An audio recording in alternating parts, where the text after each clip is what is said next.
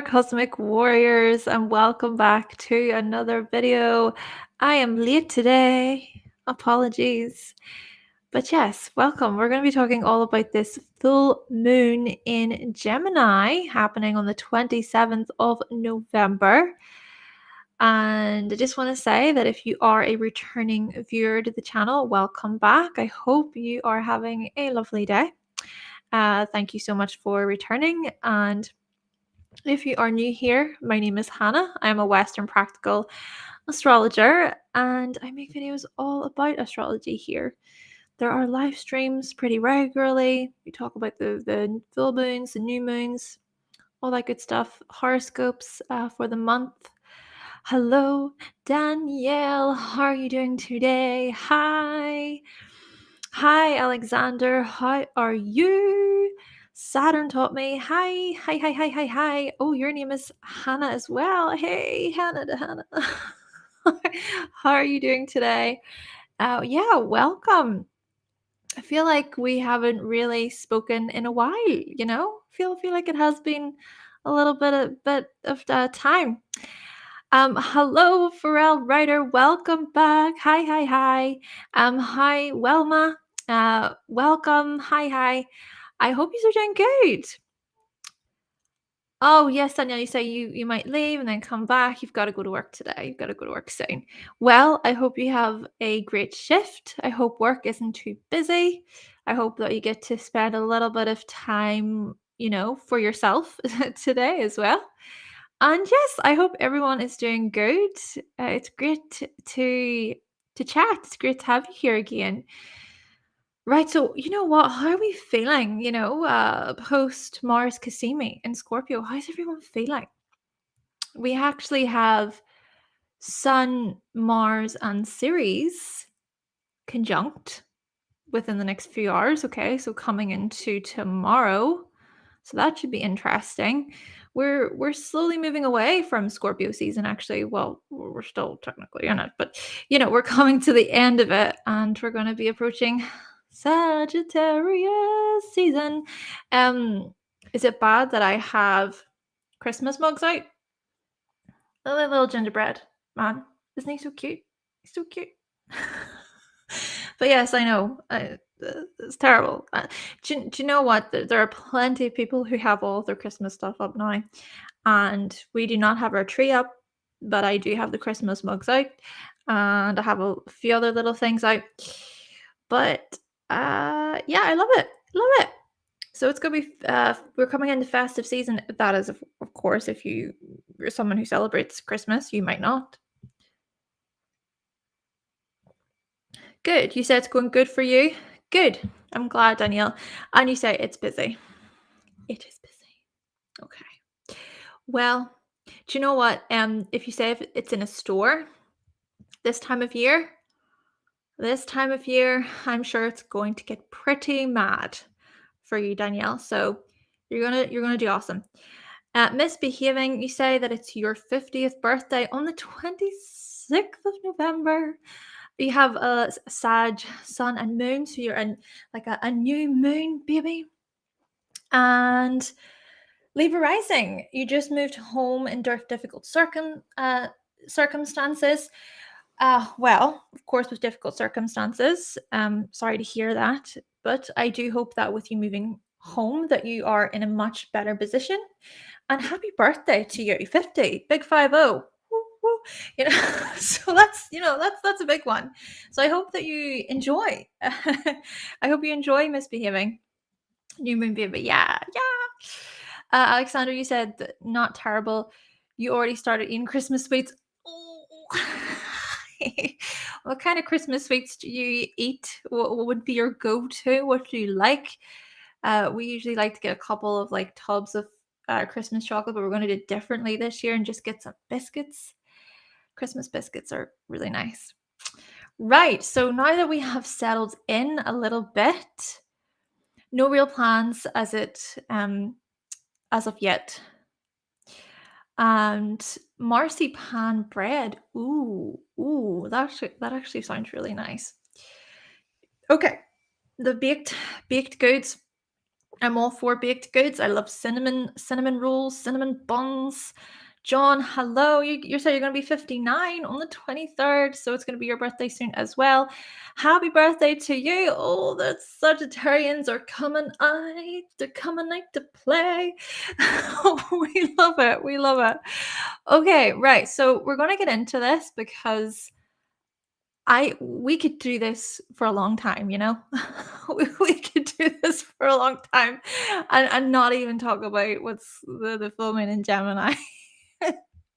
Right, let's get into this. Full moon in Gemini happening on the 27th of November. Do you like the little peas? You know, it's like two peas in a pod. Gemini, the twins. I thought that was quite cute. Oh, you said no. Oh, it's not baked. It's a loaf. Oh, I'm so sorry. It's a loaf of marzipan covered in chocolate. Oh, okay. Well, my apologies for getting that wrong, Alexander. But you know, the more you know, and you learn something new every day. Do you know? It makes me think of all the sweet things that I haven't tried and I would like to try. Francisco, hi Francisco, how are you? You say cute and then cute in big letters. Danielle, you said oh. Okay, right. So full moon in Gemini. It's happening next Monday. Next Monday. Though, just to let you know, there is a 2024 calendar up. So you can find all of the astrology products I offer over at my website, hannahselsewhere.com. I have not linked the calendar down below yet, was I thinking? But you can go to my website, hannahselsewhere.com. And you can find everything there. You know, there's guides, cheat sheets as well. Cheat sheets actually seem to be a really good seller. A lot of people are loving the cheat sheets. Okay, that's kind of hard to say. Cheat sheets. But yeah, just wanted to let you know that. You can also find them over on Etsy. Yes, there's an Etsy page. Pharrell Ryder, you said the full moon is happening on your north node and your partner's Venus star point. Ooh, ooh. My gosh, well, that's like destiny calling with that with the north node. And it's a calendar made of marzipan. I wish. No, not really. Danielle, yes, thank you. You said you love the calendar. It's amazing. Yay, I'm so glad. It's going to be so helpful for you. Yes. Yes, I really hope that the calendar helps you track your progress, you know? Track your progress. Um Oh, okay. Gotcha, Pharrell, right? I've gotcha on your Venus. It's on your natal Venus. And did you say also on your partner's Venus or just your Venus? Maybe. I don't know. But I mean, if it's on both of your Venuses, I mean that's lovely. Okay, so just some announcements to let you know that there is going to be the most awesome uh, group of astrologers gathering together next Monday. So it's actually happening on the day of the full moon over at Yasmina's channel. I believe I will be able to also like connect my channel to the live, but I did want to let you know, and definitely be sure to follow Yasmina, follow all of the astrologers that attend the meetup, the gathering. We're all going to be talking about the year ahead, 2024. So yeah, definitely be sure to tune in. I'm sure you will gain a lot of like great insights from different astrologers and hopefully help you prepare a little more for 2024, just to let you know. And also, a couple of days ago, just recorded a session with both Mimi and Sierra from the amazing podcast, which you need to check out if you haven't already. The Stars Made Me Do It. I mean, isn't that such a cool name? Like, Stars Made Me Do It. It's so catchy. I actually have a little sticker. Oh, hold on. I need to make this bigger. A second, because I want to show you this. Come out of there. Yes. Here is the sticker. Oh, the thing's back to front because there's like a mirror effect on the screen. But here's the sticker. Isn't this so cute? So cute. But yes, actually met Sierra in real life. It was like a dream. I was like, am I dreaming? But no, we talked about 2024 over there, and you will be able to tune in to this episode come the new year. So definitely be sure to tune into that by come January, and just check out the podcast, because I mean, it's an amazing podcast. It's educational, but it's also fun. You get to learn along with them. Danielle, you said that you love the podcast. Great. You listen to it all the time. Happy days. So yeah, big shout out to the stars made me do it. And then also going to be collaborating with the lovely Amber over at the Pisces Perspective. So completely took me by surprise, actually. Amber invited me to be a guest on her podcast. I'm so excited for it. Pumped. Amber's like podcast is calming. It's soothing. But it's also like, I mean, she's Pisces, right? Okay, Pisces Perspective podcast. So you're gonna get this like this dash of wisdom, this dash of like insight that just makes you go, wow. So definitely that is another podcast that I recommend. But then at the same time, I'm so excited to be a guest on the podcast. So yeah, just to let you know that these are some announcements. These are some of the different collaborations and exciting new things coming up. Really looking forward to it. So yes, it's going to be a good time. And the most recent one out of all of these, of course, is next week with Yasmina. And I'm sure you've heard me talk about Yasmina before. We have collaborated on this channel before, collaborated on Yasmina's channel before. I definitely recommend checking out Yasmina's channel. The freaking amazing thing about Yasmina is she has like this way of connecting with so many different astrologers and networking, but then also like her insights are just so on point. The whole Gemini, this is how I view Gemini, right? It's like Gemini can take an entire paragraph and just like word the paragraph in a few sentences or in just one sentence, and it just makes sense, just makes sense. And I'm just constantly in awe from her or by her perspectives. Amazing. So anyway, that's all the announcements that I want to share with you today. And I also just want to let you know about Patreon. Of course, Patreon. Be sure to check out the Patreon. You can gain access to daily forecasts over there, behind the scenes footage, early access to new videos, PDF guides. I think there's so many guides up now at this point. And what's really helpful about this is that, if you just want some quick and easy information, there you go. You've got a little guide right there in PDF form, and you just read it on your phone, and it's nicely laid out as well in this way. But anyway, just wanted to let you know about Patreon. Right. On that note, let's do this. Oh, Francisco, you said you might be an uncle to a Gemini. You wander the drama. Oh, so your sibling, your sibling is expecting a baby then, I'm assuming, and due Gemini season. Awesome. Right. So here are some of the aspects that we're going to be exploring today. It's quite a lot. So let's break this down. There's a couple of T-squares, and these T-squares are happening in mutable signs, so we're going to get into that. We're also going to talk about the fact that there's a Sagittarius stellium, and Mars plus Ceres will be opposing the moon. Of course, well, the sun will also be opposing the moon. It always is during a full moon. But yes, there's oppositions to the moon between Sagittarius and Gemini. And then we also have here the grand water trine. There's a grand water trine happening between Pallas, Saturn, and Vesta. So we're going to be touching on a couple of asteroids today. And Mercury is there in Sagittarius, making a square to Neptune retrograde in Pisces at the same degree. So we're going to be touching on that. Plus, we're going to be looking at Venus conjunct the South Node opposite the North Node, and then the nodes will be squaring Pluto.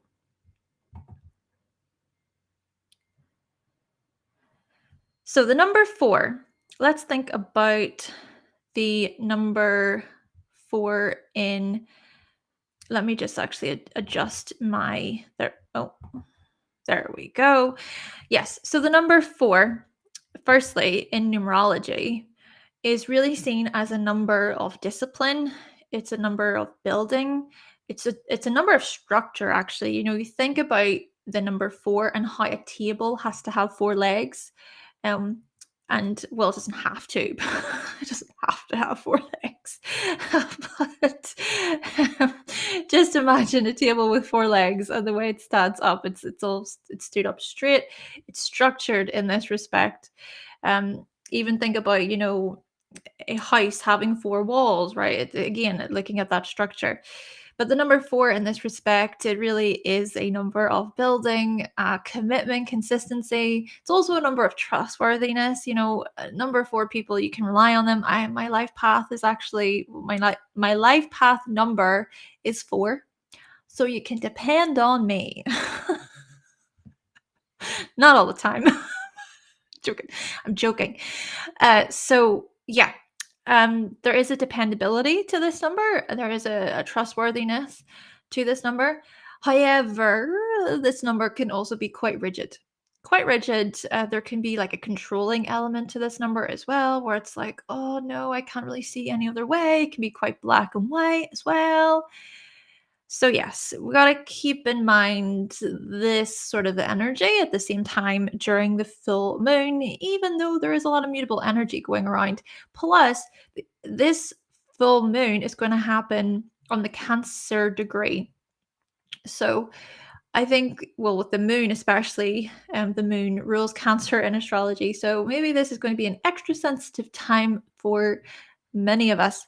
Now, full moons also look at, just to remind you, they look at resetting, releasing, we shed, we let go. Things are illuminated, right? Things come to this complete, well, like a final a, a final point, right? Things are filled up, right? The light is full. So things are illuminated and it's like, oh my gosh, I can see it. I can see it. There's clarity, there's new perspectives gained. But from that illumination also comes the, how can I let go here? What do I need to shed? What isn't for me anymore? What's not working here? And so there's a reset. It's like you put a big, you press a button that says reset on it. It's like, we're going to reset that, and there's some type of release. And then at the same time, we reap rewards. Okay, we may feel like, you know what, oh my gosh, my hard work is paying off. I'm seeing the results. This is amazing. And we may also find that things come to fruition during a full moon. Unnaturally strong emotions. Okay, our emotions can be running quite high. So we're going to get into more of this energy, of course, with this being Gemini, because full moon in Gemini, the moon being in Gemini can indicate that, like, when it comes to your emotions, you need to communicate them. It's like you need to speak through your emotions, to have a chat with someone, or to possibly write them down, right? So to journal, to communicate, to articulate your emotions through writing or through song, through music. I find that there are a ton of Gemini rappers out there. I don't know about their moon, to be honest, but I have noticed that there's a pattern with Sun and Gemini rappers. So the thing about Gemini is that they can be great with their words, quite articulate, and They may even like read a lot of literature or just pick up on a lot of information and opinions that surround them. But the whole thing with the moon is it's about processing your emotions this way.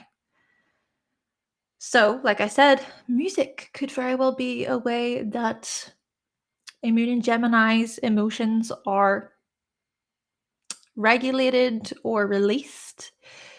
And creativity as well, I would say. Having some type of creative outlet. And then the other thing with this is with the deacons, this is within the Gemini deacon. So this makes for a pretty potent full moon in Gemini with that 4-degree point. Okay, so looking at the Gemini deacon. But you see, this leads us on to a couple of other things. So, like I said, the sun will conjunct Mars, and then there will be the opposition to the moon. So we're going to touch on those things. But I want you to consider when the new moon in Gemini happened. So this was back in May 2022, around 9 degrees. What happened for you within your Gemini house in terms of intentions, right? What intentions did you set back then within your Gemini house related to versatility, being adaptable, networking, okay, being amusing, or being entertaining? You know, Gemini can be quite an entertaining sign as well. Setting intentions with respect to your intellect, learning, any research that you were doing or that you wish to do, any information that you wish to learn, any subjects that you were really interested in, your curiosity, all these types of Gemini areas or qualities. So think about that. But then I also want to take this a step further, and I want you to think about the first quarter moon that actually happened this year. So this was back in February of this year. That was at 8 degrees. And that first quarter moon was a time of challenge, okay? So those intentions that you set back in May 2022, there were some challenges that came up around February. But the thing about challenges is that we can grow. And our commitments may have been tested around that time as well. But then from that, we can strengthen, right? We can be somewhat more determined, or we can mature, or we can overcome obstacles. Now, this is a moon of illuminating those intentions then that we set back then. So again, May 2022. However, we want to look at Mercury. So Mercury is the ruler of Gemini, therefore it is the dispositor of this moon. And back then, so this was May 2022, back then Mercury was actually retrograde in Taurus. So I want to sort of take you back. I like to do this. I like to take people back, but then also like to take people into the future because we want to see where we're coming from in order to know where we're going, right? So I want you to consider how over the past couple of years, we've been experiencing Mercury retrogrades in the Earth signs. We noticed a Mercury retrograde in Taurus. This was back in 2022. Again, this year. We then also noticed a Mercury retrograde in, well, a little bit of Virgo in 2022. Of course, a lot of it was in Libra, because the year before that, it was like our signs were a part of it. But still, there was that snippet of Virgo in 2022. And then we had the Mercury retrograde in Capricorn toward the end of 2022, coming into 2023. But then the thing is that Mars was also retrograde in Gemini. Keep in mind again, Mercury, the dispositor of Mars in that instance. So the end of 2022 coming into 2023 was like extra chaotic for many people. I think that it was sort of like challenging. There was a lot of challenging energy. to do with the things that we really wanted to build and structure. But the thing is that perhaps, just perhaps, we spread ourselves too thin. But anyway, that's just a little thing that I wanted to say about those retrogrades toward the end of 2022, coming into 2023. But again, the earth signs have been on display.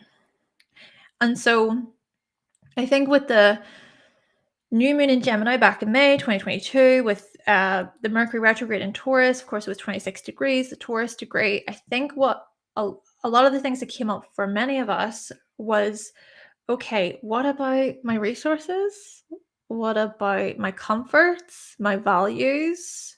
Okay, reflecting upon these types of things, setting intentions then with these things in mind too. But you see, the thing is, well, just one step before I get into that one, then there were Mercury retrogrades in the earth signs again. Okay, so we had the Mercury retrograde in Taurus this year. So there was something about that retrograde that was in some ways, I think, connected to the previous one in Taurus the year before. And then we come into Mercury retrograde during Virgo season this year. And that one then was looking at our systems, okay? Our systems, how we sort of organize, how we compartmentalize, how we clean. I think this was a good opportunity for us to do a bit of a deep clean. And that's not just in a literal sense in terms of like deep cleaning, scrubbing your house, but that could have been, even regarding any research you were doing, just anything that wasn't working, even in a communicative way. It's like, that's not serving me anymore. That's pointless. Move on. Even thinking about our health, right? Our physical body, our health, this type of stuff. So yes, that was a lot to do with the Mercury retrograde in Virgo. And then we're coming up here to this Mercury retrograde in Capricorn slash Sagittarius. So there's actually going to be more information about this coming. You will receive early access by joining the Patreon, just to let you know. But anyway, so the retrograde in Capricorn will be from the 13th of December up until the 1st of January. So 13th of December, it begins in Capricorn, and then by, I think, the 23rd of December, it's going to be in Sagittarius, and then by the 1st of January, Mercury will be direct in Sagittarius. Right, so why is this important? Because the full moon, during the full moon in Gemini, the dispositor of the moon, Mercury, will be in Sagittarius at 24 degrees. And it'll actually be entering its pre-shadow period at this point. Okay, so the pre-shadow period here, so this is basically the lead up to Mercury stationing, turning retrograde. So I would say that around this full moon, it's important to really think, right? Reflect, contemplate, go over, what might I be revisiting when it comes to optimism, faith, my aspirations, my dreams? What about greater eagerness or enthusiasm? How can I think more positively? What about being hopeful about the future? How can I see the glass as half full? This is this Mercury and Sagittarius energy. But the thing, of course, about this as well is Mercury is going to turn direct on the 1st of January, like I said. And then we're going to see these Mercury retrogrades and fire signs throughout the year. There's a little snippet again in Virgo throughout 2024, but the fire signs are coming along and it's saying all of the things that you have been reevaluating and revisiting when it comes to the material world, when it comes to your body, when it comes to the things that you're building, or that you wish to build, how you bring form to things, how you structure things, all of those things. Well, it's time now to move forward with passion. It's time now to actually make things happen. It's time to get excited and passionate. Now, during the full moon, though, of course, the thing is that Mercury in Sagittarius will square Saturn, it will square Neptune, sorry. Mercury will square Neptune retrograde at the same degree. So Mercury will be at 24 degrees, which is the Pisces degree, and then Neptune retrograde will be at 24 degrees. So with this, I would just say, okay, things, the answers, right? They're not going to come to us overnight. I think actually, if anything, the most beneficial thing to do during the full moon in Gemini is just to mull things over, or to reflect, to go, I would even say go inward, focus on within, maybe even look at practicing silence for a little bit, being on your own for a little bit, winding down, and even just whenever you gain or hear other people's perspectives, just try to bring it back to the self, try to kind of go inward and to really reflect and consider maybe the spiritual elements at play as well. And maybe this is also about being a bit more passive in terms of communication and empathetic as well. And then also, I would say visualizing, right? To visualize what could be. If you're someone, right? If you are someone who is really into, what is it? Is it a vision board? People who make vision boards. If you're someone who's into that, this could be a good day, a useful day to do that. And you know what? See, when it comes to vision boards, it doesn't just have to be about, I want all these things and I'm manifesting and I want them to be real. This can just be for fun. That can even be a fun sort of creative thing that you do. It's nice to think about all the things that you enjoy and putting them onto some sort of board, or just being creative with it. Even creativity is a big part of this. Okay. Of course, Mercury in Sagittarius can be like this creative visionary. Then Neptune retrograde in Pisces can also be pretty creative. But it is more about fantasy, symbolism, mythology, spirituality, this type of stuff. So this combination, this can invite some pretty remarkable insights. Okay, so Sun will also be conjunct Mars, and then they will oppose the Moon. So this, I think, looks at freedom, independence, knowing when to be passive, okay, but also when to be direct.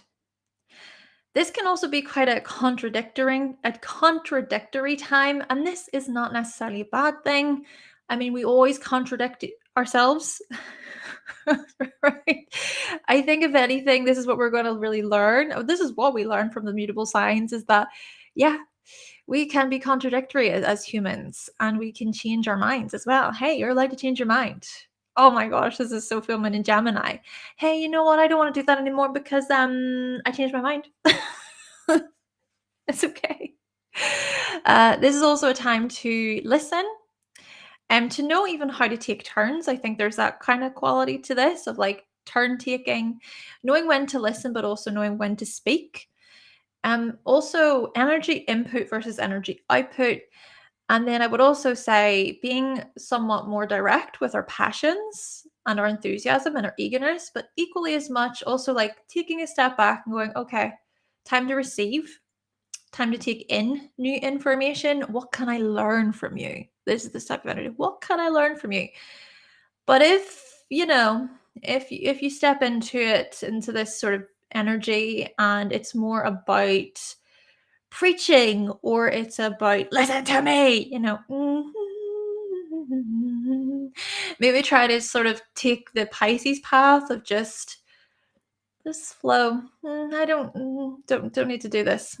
I'm out of here. I just Yeah, this can also be quite an argumentative time, especially with Mars making the opposition. However, the sun is still illuminating our voice, right? So we think about the sun can look at like our aliveness, how we shine, how other people notice us, how we're recognized, looking at being proud of ourselves, being proud of our accomplishments. So it's like, yes, be bold, be brave here. Mars conjunct the sun. Be bold, be brave, share your wisdom, share your knowledge, and believe in yourself. It's like use your voice, right? Use your voice, but use your voice in this like enthusiastic way, even in a playful way, right? Be playful with this energy. I think that this can be quite an exciting, lively, party, celebratory time. If we really lean into these qualities instead of leaning into qualities of perhaps like insisting that we know all, or acting as sort of like know-it-alls, or being on our sort of moral high horse and preaching at others and interrupting others. Yeah. Last thing is the Sagittarius at adventure and being looking on the bright side. And the thing I also want to say with this is Sagittarius is a transpersonal um fire sign. So we have the personal signs, which are Aries, Taurus, Gemini, Cancer. Then we have the interpersonal signs, which are Leo, Virgo, Libra, Scorpio. And then we have the transpersonal signs, which are Sagittarius, Capricorn, Aquarius, Pisces. So Sagittarius is the transpersonal fire sign. So I like to think of it as Aries is the personal fire sign, where it's about my energy, my passion, right? The things that I want to do. Right. My moon in Aries is seen. I feel this. But then we get to the interpersonal fire sign, which is Leo. And yes, there is a big part of the self involved when it comes to Leo energy, but it's also about recognizing the self and being recognized by others, being recognized for our gifts, being recognized for how we shine, how we express ourselves.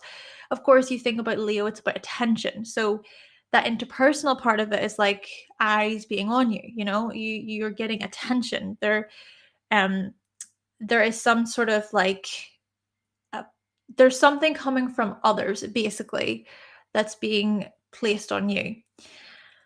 And I also think, even just to follow on from this, um, when we think about our sun sign, our sun sign is truly where we shine. And I think that with the sun even being tied to our purpose, this is whenever we really do step into like a place of feeling good, a place of not even just being seen by others, because I think a big part of the sun as well, and also for Leo, is it's also validating yourself. At the same, there's still that there's still the self involved when it comes to any sign, really. But yes, so yeah, when it comes to the sun, it's so much about purpose. It's so much about the things that make us feel good. But then you see Sagittarius is the transpersonal fire sign. So this is like, I want to share all my knowledge and all my wisdom with everyone. And it's also about how you sort of see yourself within the wider context, within the wider vision, to do with creativity, to do with enthusiasm, to do with eagerness, these types of things. But then I also think a big part of this is looking at our beliefs and how our beliefs connect us all. You consider how Sagittarius is tied to religion. And with that in mind, there are different types of religion, different groups, religious groups. And so you can sort of see that on a more collective level, and how that Sagittarius energy then is more about the the collective side to fire. So yes, I wanted to just share that at the end because I think that's some useful information about Sagittarius. And of course, we will have that Sagittarius stellium. And I just wanted to walk you through personal versus interpersonal versus transpersonal. Right, so let's move on to Ceres conjunct Mars, and then Ceres and Mars will both square Saturn. So with Mars conjunct Ceres, I've said here, nurturing our philosophies and aspirations with assertion and courage. This is about being brave. Then Mercury, like I said, will be in its pre-shadow period. So this will happen from the 25th. And then Mars and Ceres, they of course will follow the same path as Mercury. I like to really think about the path of the planets. So if you think about how Mercury has been in Sagittarius for a little bit now, by the time this full moon happens, Mercury will be at 24 degrees there, I said. So basically, Mars and Ceres are going to follow that same path. And the significant thing then about this is that these energies are coming along and it's about goal setting. It's about pursuing what we desire. It's about taking the leap, exploring things outside of our comfort zone, exploring unknown territories. So beginning of 2024, like I said, Mercury will turn direct in Sagittarius. Even Jupiter will be direct by the 30th of December. Jupiter is the ruler of Sagittarius. So there's just such an opening, I think, to 2024, an opening that is so different to what we experienced last year. And I think that opening is very much about like, oh, I just want to expand. Oh, I just want to grow. And you know what? It kind of makes sense to me. It makes sense that many of us may be feeling this way. And many of us just want to expand and to grow in ways that we haven't before, especially because 2023 has been full of its own sort of limitations and hardships and, well, challenges, basically. Of course, with challenges comes learning and growth as well. I, for one, am also thankful for the lessons that I've learned this year. But coming into 2024, I just think that it's so much about self-belief. It's so much about forging our own path and looking toward the future. I could get more into this and talk even about how Pluto is going to enter Aquarius and all that good stuff. But I hope you can kind of see these patterns or the freedom loving side to Sagittarius here as we enter 2024. But again, with the Mercury being in its pre-shadow period, this is why it's important to also look at the beginning of 2024, because we're already going to be around that same degree. So the pre-shadow period begins at 22 degrees Sagittarius, and then it's going to turn direct on the 1st of January at 22 degrees. So yeah, I would say definitely pay attention basically to the types of aspirations that you are kind of aiming for or hoping for, or even just exploring, or even thinking about your knowledge that you're learning or any training that you're doing, any even like beliefs that you have about yourself, about the world. Like these types of things are all gonna come up essentially around the full moon, and then by January 2024 it'll be time to really move forward. Now Ceres will also square Saturn at 0 degrees, and this is a potent degree, of course. It's a critical degree, but then there will also be the square between Saturn and Mars. Right, this is the thing about change, growth. Self-doubt can creep in, our fears, confusion. However, this is also about stepping up to the challenge. This is about stabilizing your creative energy. but also questioning times whenever you attach yourself to hardships or limitations. What hardships do you attach heavily to? But how can you adapt? Of course, this is mutable energy. This is about being able to adapt. This is about being able to change up things, to really just head on a new path, or in a new direction. Little changes that could even go a long way, seeing as this is the moon in Gemini. The moon in Gemini can even look at little details when it comes to changes that we make, and how those changes can be quite beneficial for us in the long run. Now, I also want to say, just quick mythology. I find this interesting. Aries, so Mars, right? So Aries, the god of war, connected to Mars, is actually the nephew of Demeter, and the dwarf planet Ceres is tied to Demeter. So yeah, they're conjunct in the sky during the full moon in Gemini, and Aries is the nephew of Demeter, and then Demeter is the daughter of Cronus. But you see, Cronus, aka Saturn, ate his children. He actually ate Demeter. So, I would even say that there's a power struggle in this. Okay, there's a power struggle. There seems to be something quite heavy as well about this square. But then the other thing, of course, is we're going to get into it more, is Moon in Gemini is also making a square to Saturn. So there's actually a T-square happening between these planets. But you see, the Saturn is going to be that point of resolve, but still, some resolves may not actually be uh, accepted, let's just say, by Mars or Demeter. I guess in this way, you can't get everything you want in life. Also, you can't please everyone. This is the type of energy I'm getting from this. And often it's the changes that we don't want to make that we need to make if we are to learn, if we are to grow.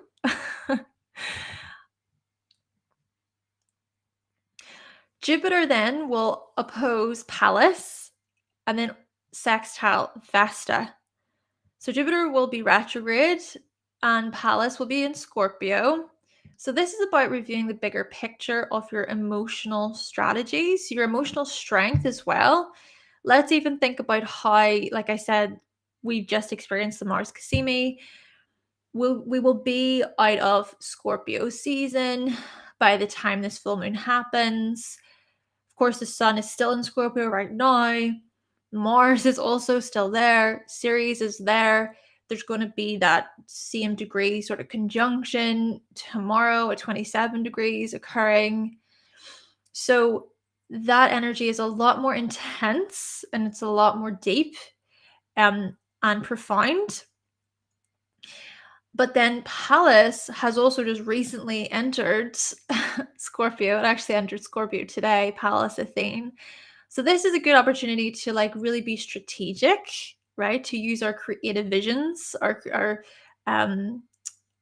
creative visualizations as a way to even help us or to assist us right now with all of the heavy energy. And then with the full moon happening, I think this is it's going to invite a lighter energy. There's going to be a lighter feel in the air, but that Pallas and Scorpio energy is still there. It's following the same path, again, the same path as Mars and Sun and Ceres and Scorpio. And it's going to say, be smart, be perceptive, be focused. Focus. We love to see Pallas and Scorpio because of that focus, And then the other thing is with the trine to Saturn, this is steady energy. This is disciplined energy, being disciplined when it comes to our creativity as well, being able to step into the unknown. Dreams are born from this space, right? Dreams are born from our ability to step into the unknown. Dreams can come to life whenever we do that. It's like this whole thing of the things that you desire are on the other side of fear, or it's about seeing your potential. It's about seeing that you can be successful. You've got this energy. We even see this with Mars conjunct the sun right now. It's like, be your own cheerleader, be a warrior. What about your inner warrior, your inner fight? Of course, this is still Scorpio energy and it's heavy. It's heavy stuff. Just let's just from a personal perspective, I have been up and down, up and down. The intensities, the extremes when it comes to Scorpio. I have had moments over the past week of, oh my gosh, I can do this. I've got this, right? And just being very determined and focused and disciplined and excited. Even Scorpio energy can be excited, like this excited bunny at times. Because the thing about intensity is that we can also experience intense feelings of happiness, right? There's like that ecstasy when it comes to Scorpio energy too. But whilst I've had those experiences of being like, yes, yes, yes, yes, yes, I can do this, I've also had moments of the complete opposite where I've just felt like I just can't see any way out of this. This sucks. I hate this. My headspace right now is spiraling. It's dark in here. I feel sorry for myself. When and no matter what I do to get myself out of that funk, it doesn't work. Doesn't work. It's like, oh, I don't want to listen to that song. Oh, I don't want to drink that. Oh, I'm not in the mood for that. Like nothing satisfies me in those moments. But here's the thing. Here's the thing I've just had to learn. I need to ride those waves. I need to just accept I'm in this space right now and it will pass. Instead of doing what? This is the thing. This is the thing about low moods, right? Whenever we find ourselves at times spiraling into that dark place, into the really, really low mood, it's so tempting to maybe go for something that's like not good for us, to turn to certain substances to numb the pain. Okay, this is also Scorpio energy. Okay, it's like I feel terrible right now and I don't want to feel this, so I'm going to numb it. I'm going to suppress this feeling. It's like, mm, as crappy as it is, remind yourself that this is a feeling. Like emotions, they ebb and flow, right? But Scorpio energy, it's fixed water. So there, of course, there could be serious implications, of course, right, when it comes to emotions. And this is where it's like, yes, if you are in that space, it's about getting professional help. It's about um, really looking more at people with credentials, expertise when it comes to these types of things. Okay. But what can also arise from this is fear. It's like, oh my gosh, I'm going to feel this way forever. It's terrible. I can be like that. I can be like that. Like, oh, I become so overwhelmed. I'm like, it's never going to end. But this is about trying to remind ourselves that things will pass. It's not forever. Our emotions will change. It's about trying to regulate our emotions. Now again, of course there's a lot of nuance to this. This is not a black and white thing, and I really don't want to make it sound like it's being black and white, that this is just the quick solution to this and this is what you do. I'm not trying to do that. I'm just trying to explain this in a way that makes sense, especially when communicating astrology. Okay. And I hope you find it to be helpful too, because there could be so many other layers to this, right? I mean, I know for me, right, when I really dig deeper into myself, here we go, vulnerability, Scorpio season, yay, is, well, the times whenever I really am in that really, really low place, I have even realized that there's something about grief. Okay, there's something that I'm holding on to, and there's something I need to release. And then during those times whenever I am feeling quite upset, I just start crying and I'm like, oh, so this isn't actually about this little thing that I think it's about. It's actually to do with something much deeper, to do with my past, to do with my unresolved issues, to do with, yeah, just the past, basically. Uh, and then I think, oh my goodness, what I'm learning a lot is how to just fall apart, is how to just feel like, just to get it out, to release it, to fall apart, to grieve, to process. Anyway, did not mean for that to happen. But hey, this is what Scorpio is all about.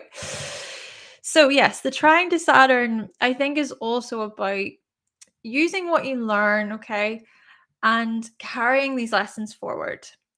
I even think this in terms of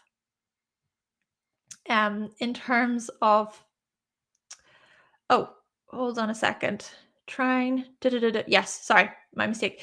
I think of this in terms of the Mars Cassimi that we experienced as well. So whatever's been coming up, it's like, okay, time to carry these lessons forward. But then the other thing, of course, is Jupiter is creating a sextile to Saturn as well. So there's the Pallas trine Saturn part of it. Then we notice here with Jupiter also making a sextile to Saturn. So lessons are also tied to our greater vision when Jupiter does eventually turn direct toward the end of the year. And then there will be a ground water trine between Saturn, Vesta, and Pallas. So this is about emotional focus. This is about dedication and insight.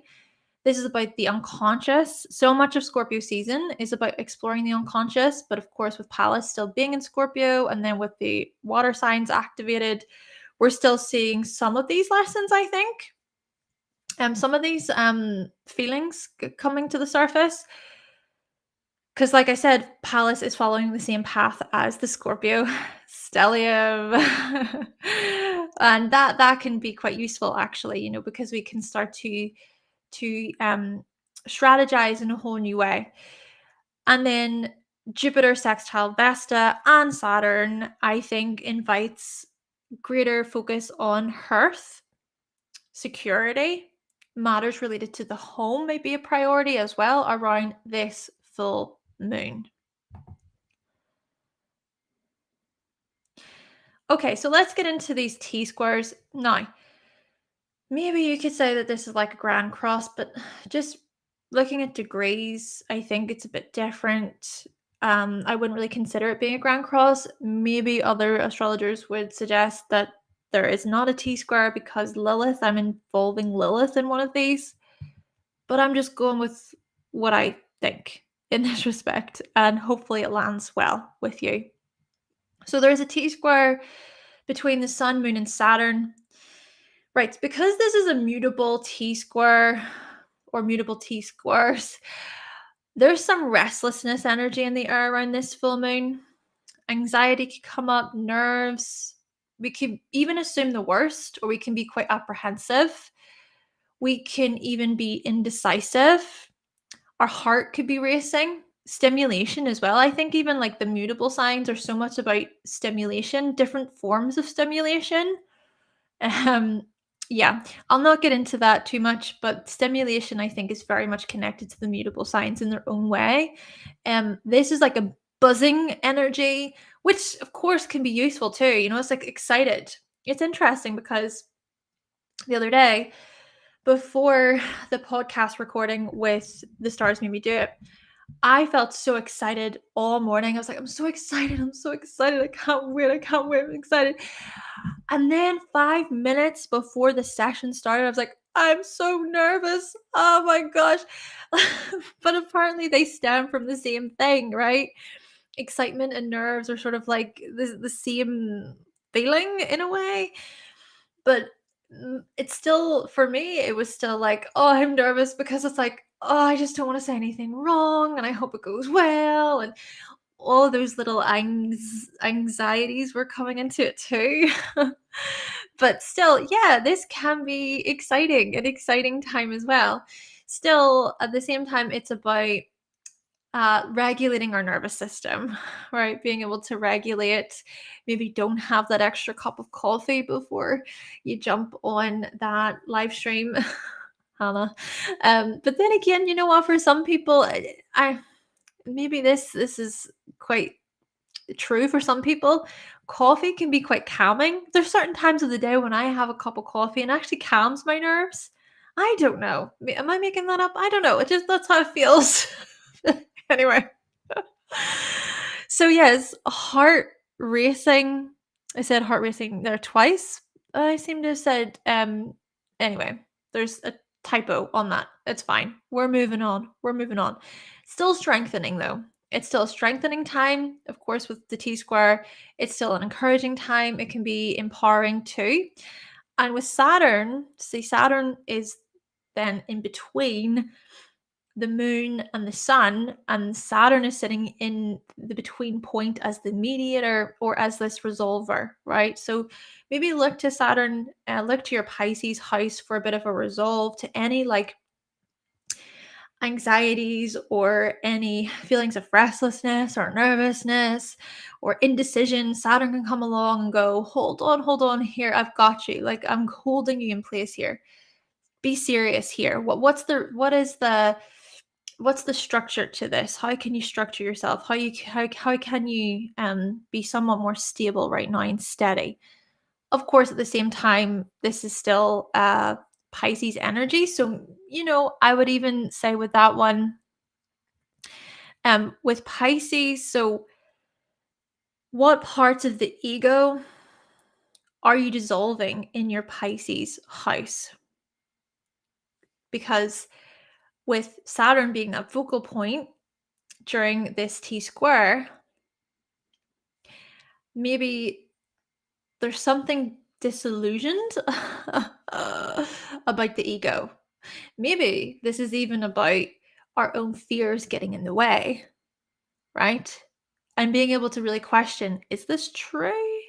If you're feeling a certain way or you're feeling nervous or anxious about a situation, it's trying to maybe identify, but is it maybe you fearing that something could go wrong, but it's not actually going to go wrong? But then Virgo, opposite the focal point, looks at discernment. It's like, look for the evidence. What's the evidence?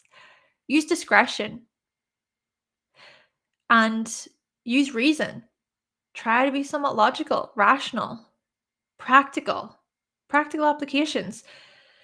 So the Virgo part of it, I think, that sensitive area can be quite good for tuning into the body and grounding ourselves, but still with Saturn as the focal point, I think that can be useful for really assessing, what is real, what isn't real, what is true versus what isn't true.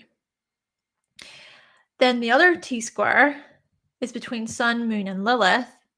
So there's something also about facing our shadow. And maybe there's something about our shadow that needs to be correct. This is interesting because I have a Virgo rising and Lilith is hanging out in my first house until next year. Woohoo! Oh.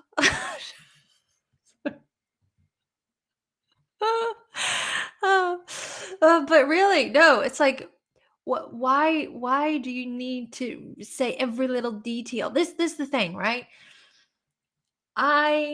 This is me probably being vulnerable again. But after live streams, after recordings, after sessions, I come off and I'm like, right, yeah, okay. It's done. Okay, cool. But then all I can do is think about all the things that I didn't say, all the things that I wish I said, all the things that I wish, like that was a mistake, that wasn't right. Oh no. And I know I shouldn't do it. And I know this is something I'm trying to work through in my own life, but it takes effort. It really does. It takes effort. But there's just that like impulse, the compulsion, right? Virgo energy can be so compulsive. Like Scorpio and Virgo can be compulsive signs. So there's a compulsion in that, oh, I need to read that. I need to read it, break it down. I need to think about it again and again and again and again. Like, no, I can't. So Lilith, right? Lilith in Virgo is saying, face your shadow when it comes to this stuff. Face your shadow when it comes to worry. Face your shadow when it comes to overthinking a situation. Most of the time, whenever I'm overthinking something and I'm worried about something, the other people involved, they don't think about it at all. Not at all. And then the weird thing about it, the kind of the is it like the irony of it or whatever the term is, but it's that whenever I bring it up, then it's like, what? But we were completely fine, and now you're making it into something that it doesn't need to be made into. And I'm like, oh no, I've just made it worse. Oh. Terrible. Anyway, so yeah, I think Lilith is reminding us of these things. But the thing about Lilith is that it also looks at times whenever we have been shunned or banished, right? For being ourselves. So with Lilith and Virgo, it's also saying that, is it that this excessive like worry or reading into things or needing to be right, needing to be correct, all of this stuff is somehow tied to times whenever we've been shunned or put down or ridiculed or judged heavily. But Lilith and Virgo also is trying to come through and say, you have a place here. You're welcome here. Your gifts actually they're seen here.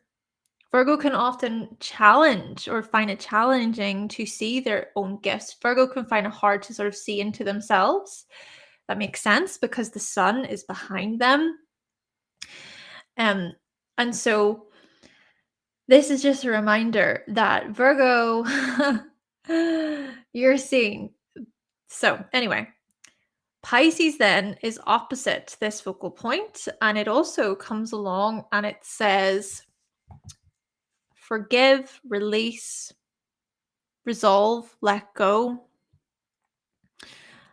and reminding us that we are not our thoughts.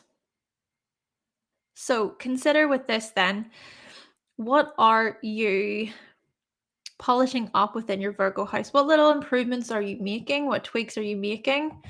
But then this at the same time, of course, Virgo can look at improvements, but what I'm also coming to recognize is that even the improving side to Virgo can be compulsive within itself.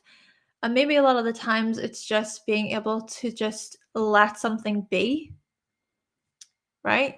Just to let that go.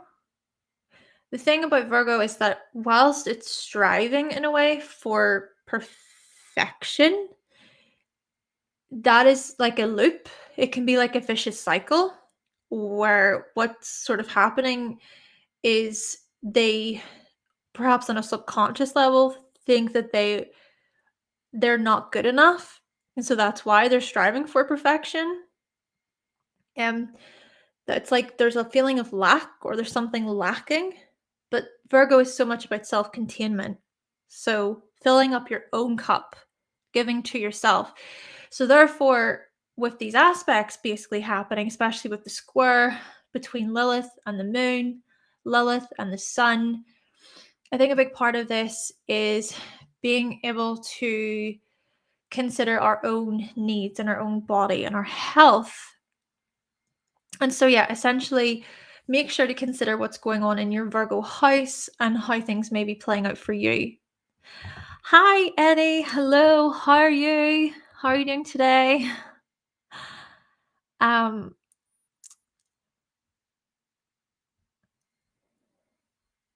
okay. Okay. Moving on then to the fact that Venus will conjunct the South Node and will also oppose the North Node, and then there will be the square between the nodes. So the South Node could very well look at past relationships, unfinished business within relationships, maybe. You know how a lot of people talk about during retrogrades of like, oh, the ex is coming back. The ex is coming back. Crazy. Really? Maybe this is this type of energy. I'm joking. What is it the word satire? Is it I'm looking this up. I can't remember what the word satire means. Satire, irony, exaggeration. Oh gosh, no, I didn't. Okay, it's to expose or criticize people's stupidity. Oh geez, okay. Did I mean it like that? I don't know. I'm just goofing around, basically. I'm just goofing around. Anyway, yes, past relationships here, unfinished business within relationships, unfinished business matters, and also contracts and agreements. Like this could be a good opportunity to have a reread or to re-explore, to go over a previous document or contract. Settlements as well can be reached, or this is about looking at a past settlement before we can move forward. But then also being agreeable for the sake of the union is a likelihood with this. So this could be useful actually. This can be a useful time because the thing about the South Node is that it can look at the gifts that we already possess or how we can use the qualities of that sign in a talented, skilled way. So yeah, being agreeable for the sake of the union and being poised, elegant, looking here at beauty, looking at social skills as well, gifts related to negotiation and collaboration. So the thing, of course, about this is a lot of this is to do with the collective, with Pluto. So perhaps we will see some more interesting. Let me actually read here. Facetious. Facetious. Oh, is that the word? Let me let me type that. Facetious. Treating serious issues with deliberately and yes, facetious. Yeah, yeah. Maybe that was the word I was looking for. Yeah, inappropriately humorous? Oh, I don't know. I wasn't mean to be inappropriate, but anyway, maybe I'm being too literal right now. But anyway, back to what I was saying. Yeah, perhaps we will see like major shifts in terms of agreements and contracts on a more global level with this, or even certain partnerships being formed, partnerships that may not have been formed like in the past, but there's a new sort of establishment or there's a new team, a new union. Then with the North Node as well, being opposite, this is also about being bold enough to put your best foot forward, looking at individuality, looking at independence. Your role speaks volumes. Get passionate about your role. Get passionately stuck in. So sure, there's a part of this about being agreeable, negotiating, etc. But at the same time, the North Node still says, put your best foot forward. Like put your elbows out. That's what I hear quite a bit in therapy. It's like, put your elbows out, Hannah. I'm like, yeah, okay, I got it. I got it. Then there's the square to Pluto. So what are you building in your Capricorn house? What are you building? Because this, of course, is a part of this focal point, looking at power, ambition, integrity. Integrity is a big Capricorn word. I love that word for Capricorn. It's so much about integrity.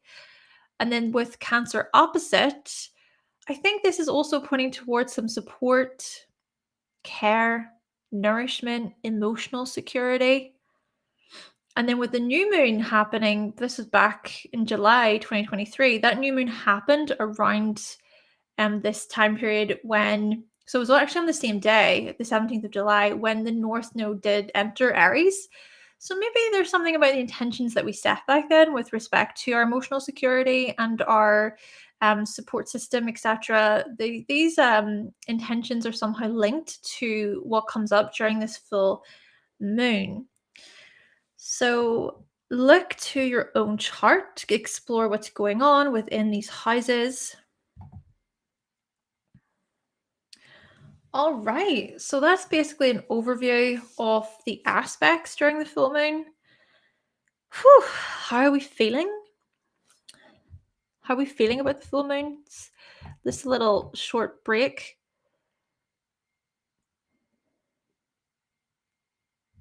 Yeah. Do you know what? I probably agree with that. I probably was being facetious, John. I looked over the, the meaning of it. Maybe am I facetious a lot? Maybe I am facetious a lot. Is that like an Aquarian trait to be facetious? Any Aquarians? Any Aquarians? Or is it a Virgo trait to be facetious?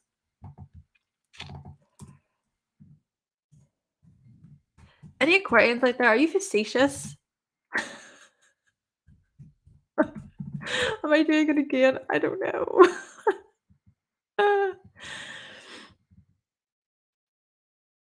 Hmm.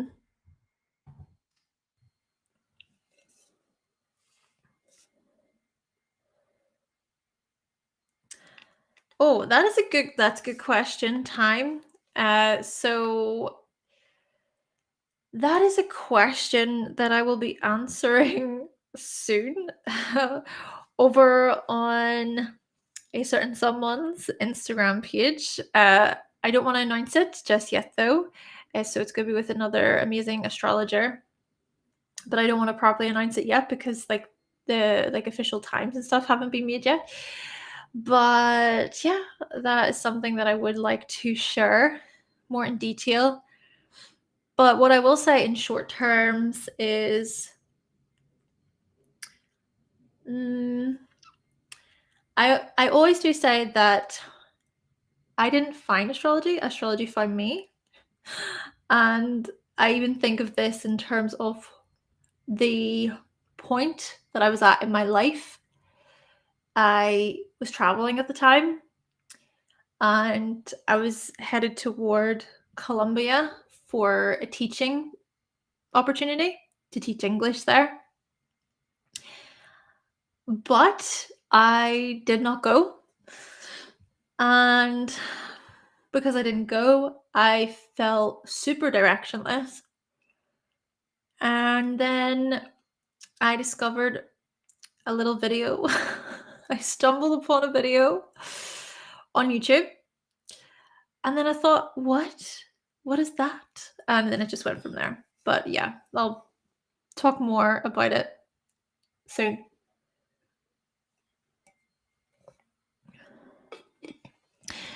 Francisco, you said power and integrity, Capricorn ascendant. Yep. And then you said know it all with Aquarius. So you've got Aquarius as a first quarter moon in your chart. Okay. Whew. Okay. Let's get into your horoscopes then.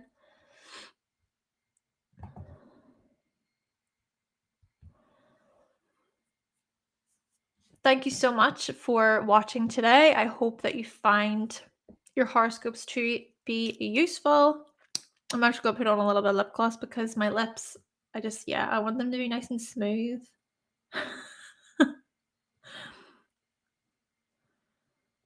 Yeah, I hope you're having a good weekend so far. It's Sunday, Sunday night. Sorry about that noise, by the way. I didn't mean to creep you out or anything with that noise. Right. Okay, so Aries, let's look at you, Aries. So Aries, May 2022, you set intentions within your third house. Intentions to do with how you share information, to do with how you learn, to do with how you connect patterns and research together, how you form research together. So there was some sort of new intentions there, perhaps new intentions to do with your neighborhood, how you commute, so how you get from A to B, looking at also like siblings, your sibling relationships there, new intentions, especially with respect to like how you communicate with your siblings. But with the full moon happening here in your third house on the 27th of November, things are coming to light. Things are being illuminated. And I think also this is looking at you reaping rewards when it comes to such areas. And with the stellium, so the Sagittarius stellium opposite, there seems to be something here also about how you teach and how you share information with the world.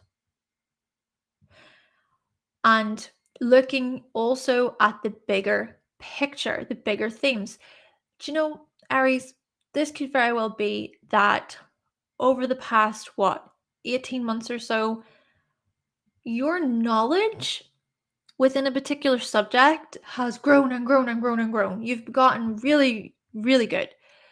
Or it could be that you have taken on new training programs, right? And so, because you have taken on new training programs, you have better qualifications, or you're a lot more equipped with what you need, you're a lot more prepared, or it's that you have greater belief. You have so much more self belief in this way. And there is this strong passion and this enthusiasm just beaming out of you, coming out of you when it comes to anything and everything that you want to share with the world. And even looking at any significant traveling experiences that you want to go on, destinations that you want to visit, new adventures, right? Like the ninth house also looks at how we expand and how we grow. So new adventures, exploring unknown territories in this way, and just opening yourself up to what could be, to the possibilities. Okay. Now, of course, with that being said, this is still some like restless energy. There's still nervousness. There can be this indecision going on your part as well. It's like, oh my gosh, there's so many options. I don't know what to choose. Like, there's all these people that want to work with me, and there's so many dates that I need to put in my calendar. I'm like, how am I going to keep up with this? But Saturn being that focal point for you during this full moon, it's like, okay, here's a part of the resolve. Hopefully this can help you, Aries. It's like, go within. Okay, go within. Get quiet. Oh, Pisces, we love you for this, Pisces. Okay. Get quiet. Try and just process what needs to be processed. Maybe decisions don't need to be made right at this instant. But then Aries, this is you. So you're like, go, right, go. It's like, uh, uh, slow down. Slow down. And you know what? There's a part of it where I like Saturn being in the 12th house for Aries people, because that Saturn energy, do you know what? I think it can help, especially mixed in with Jupiter in Taurus. There will be the sextile that happens for 2024, but it can help mellow you a bit. Or I think that this energy creates some more like spiritual awareness, right? The timings of things, divine timing, being in alignment, trusting in a higher power. Yeah. Inner faith, Aries. High from the hip. You've caught a live. Yay! Welcome to the live. How are you doing today? Also, welcome Time. I didn't actually say hello, so welcome to you, Time. And welcome John as well. Welcome to you. Taurus. Okay. So Taurus, you set new intentions within your second house, May 2022. So perhaps some intentions you set were to do with how you earn money from how you communicate, right? Possibly. How you earn money from teaching, looking here at skills that involve your hands, your Distactory skills? Distactory? Da, da, da, da, da, da. Love. Distactory. I'm not saying it right. This is gonna annoy me. Someone help me out. Uh, dexterity, dexterity. Yes, dexterity. Anyway, so yes, dexterity skills, right? So looking at using your hands in this way, possibly looking at playing an instrument, uh, singing, maybe. Taurus types love to sing, to use your voice. You can have such calming, soothing, singing voices. We love to see it. Possibly as well, looking here at research, any research that you really wanted to do, and maybe there's even a greater deal of worth in that. It's like, no, but my worth depends on how much I know and how much I can communicate what I know in a way that is articulate. There's a love for words here for Taurus. So yes, setting new intentions to do with these very things back in May 2022. But then you see, with the full moon happening in your second house on the 27th of November, things are being illuminated. Everything's like coming to light. And maybe, you know what, there's something here about reaping rewards. There's something here about, I'm actually earning some money from my ability to use my hands, or from my ability to be flexible and adaptable, or for my ability to communicate beautifully so, from my ability to use my vocabulary in this super articulate, fluent way, right? So, yeah, reaping rewards. Or do you know what? You often find when it comes to Taurus people, they can earn money through sales, marketing, media, advertising, these areas. So, quite possibly, this is a full moon whereby which, yes, you're gonna reap rewards. Or you may shed something, right? You may let something go. It's like, I don't like that option anymore. I don't want to do that anymore. You know, there's that changeable side to this full moon. Now, there will still be the stellium in Sagittarius in the 8th house opposite. So, this energy opposite, maybe this can invite this strong urge, right? This Mars energy, especially, it's assertive, it's direct, like this strong urge to look beneath the surface, or to widen your understanding about the occult, or about things that are paranormal, or about psychological concepts and principles. Or maybe you feel really like intense during this full moon, like intense about the future, about your aspirations. And there is this courageous part of it, right? There's this passion, and maybe as well, there are these transformations that come up to do with optimism, to do with like believing in your future, believing in the direction of your life in this way. And especially looking at how such things are, again, how they are linked to the second house area of your skills and your resources and your materials and so on. Now, with that being said, with the oppositions, it could also be where things do still feel a bit like scattered, or it could be where it's hard to like juggle. It's hard to juggle your personal finances versus other people's or shared finances. Or maybe it's challenging to sort of bring things into balance when it comes to your own personal value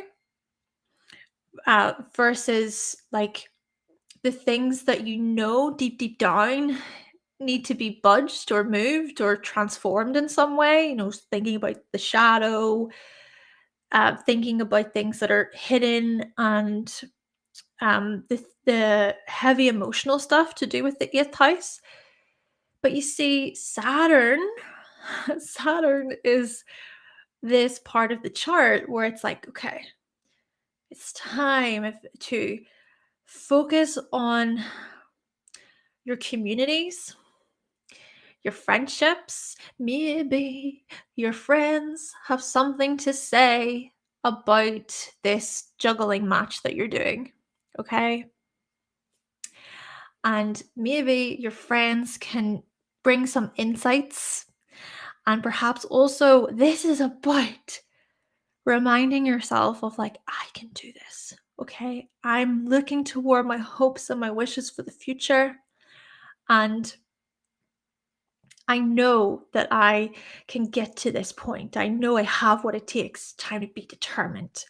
And maybe there's some even resolve as well in a little bit of like letting go at the same time and just sort of going, what will be as well, right? This is Pisces energy at the end of the day. It's like, okay, I just need to like trust in my hopes and visions sort of coming to fruition, or I need to sort of just trust that the right types of people will find me, right types of people who will recognize my gifts and my talents, the people that I really want to work with. Like, things are just going to take their time.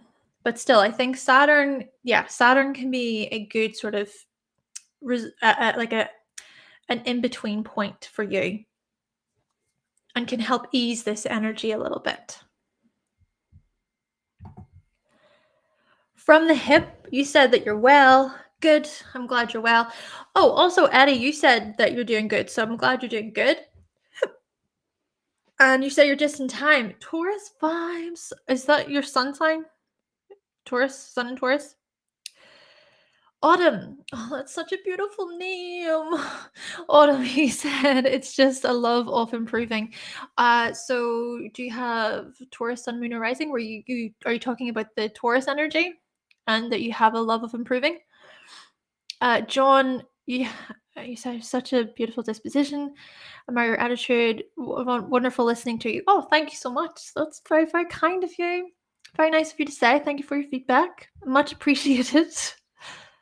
Okay, this is whirling around. Let's go again. Okay, Gemini. Gemini. Let's go to Gemini. Right. Oh, Gemini, you're up. You are up. This is your full moon, okay? Because this is a full moon that's happening in your first house. So you're sort of I like to think as the signs as being the star of the show whenever it's their new moon or their full moon. So yes, for you, Gemini, think back to May 2022 because this was when you were setting new intentions, right? To do with your life path, right? Oh my goodness, Gemini. I think that over the past few years, there's just been a lot of change with respect to your goals, your aims, your passions, like the things that you really, really want to achieve in life. This is a full moon that's bringing things to light, right? So, as I say, the new moon, May 2022, could have been a time period of you like setting these new intentions to do with the things that you really want to learn about and going on like a life journey, if you will, to do with it, or just opening yourself up to a new frame of thought, like a new way of being in the world, a new way of presenting yourself to the world. Gemini, you're such a flexible, adaptable sign. So you sure know how to um, switch up the scene, to switch up your attitudes, to switch up your demeanor. And I think in this way, then the full moon in your sign, it's coming along and it's saying, do you see how much you have changed within the space of 18 months? And do you see that the way you present yourself or the way you behave or your identity, these things have changed. I mean, you are such a versatile sign, and it's interesting because, people say with Gemini it's the twins and it's about dual, and yes, it is, it's very much the twins, but there is the dual quality, but there's also like this multifaceted quality to you, Gemini. So I think the twins the twins represent the duality of life, like the duality of anything and everything. Like there's hot and cold, there's high, there's low, there's over, there's under, right? But from that, there's so many different like uh areas. There's so many different possibilities basically that come out of that, sort of like a spider. The spider actually has many legs, and things grow. The ideas grow and they expand. They keep coming outward. So what you remind everyone, actually, Gemini, is the importance of being multidimensional and having the audacity, I suppose, the audacity to step into a different version of the self, and that we can rightfully and respectfully move on from a situation that we feel that we have outgrown. So for you, this is a full moon of things really coming to light with respect to your identity and your appearance as well, Gemini. So that's super exciting. Now, there will also be this Sagittarius stellium opposite. And, this could be where you're getting really excited about the actions and the assertions that come into your relationships, and being somewhat direct and being a go-getter when it comes to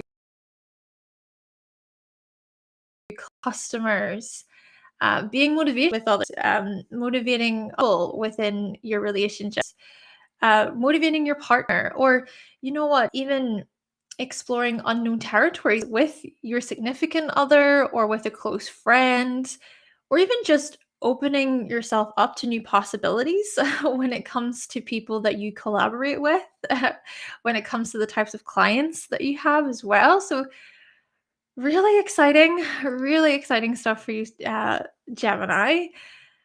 Now, like I've been saying, for everyone, there's still this opposition happening between this Sagittarius stellium and then the moon. And then also with the T square being immutable signs, there's something also quite like nerve-wracking. I would even say in your case, of course, Gemini, you can be known for being quite nervous or fidgety or scattered. What I have noticed, right, when it comes to people who have Gemini moons, not always, but I have noticed that what can happen at times is they can talk really, really, really fast, because they're nervous. And you can even notice it from how they like bite their nails, or how they like rub on their arm or on their ear. You can just see it in their body language, basically.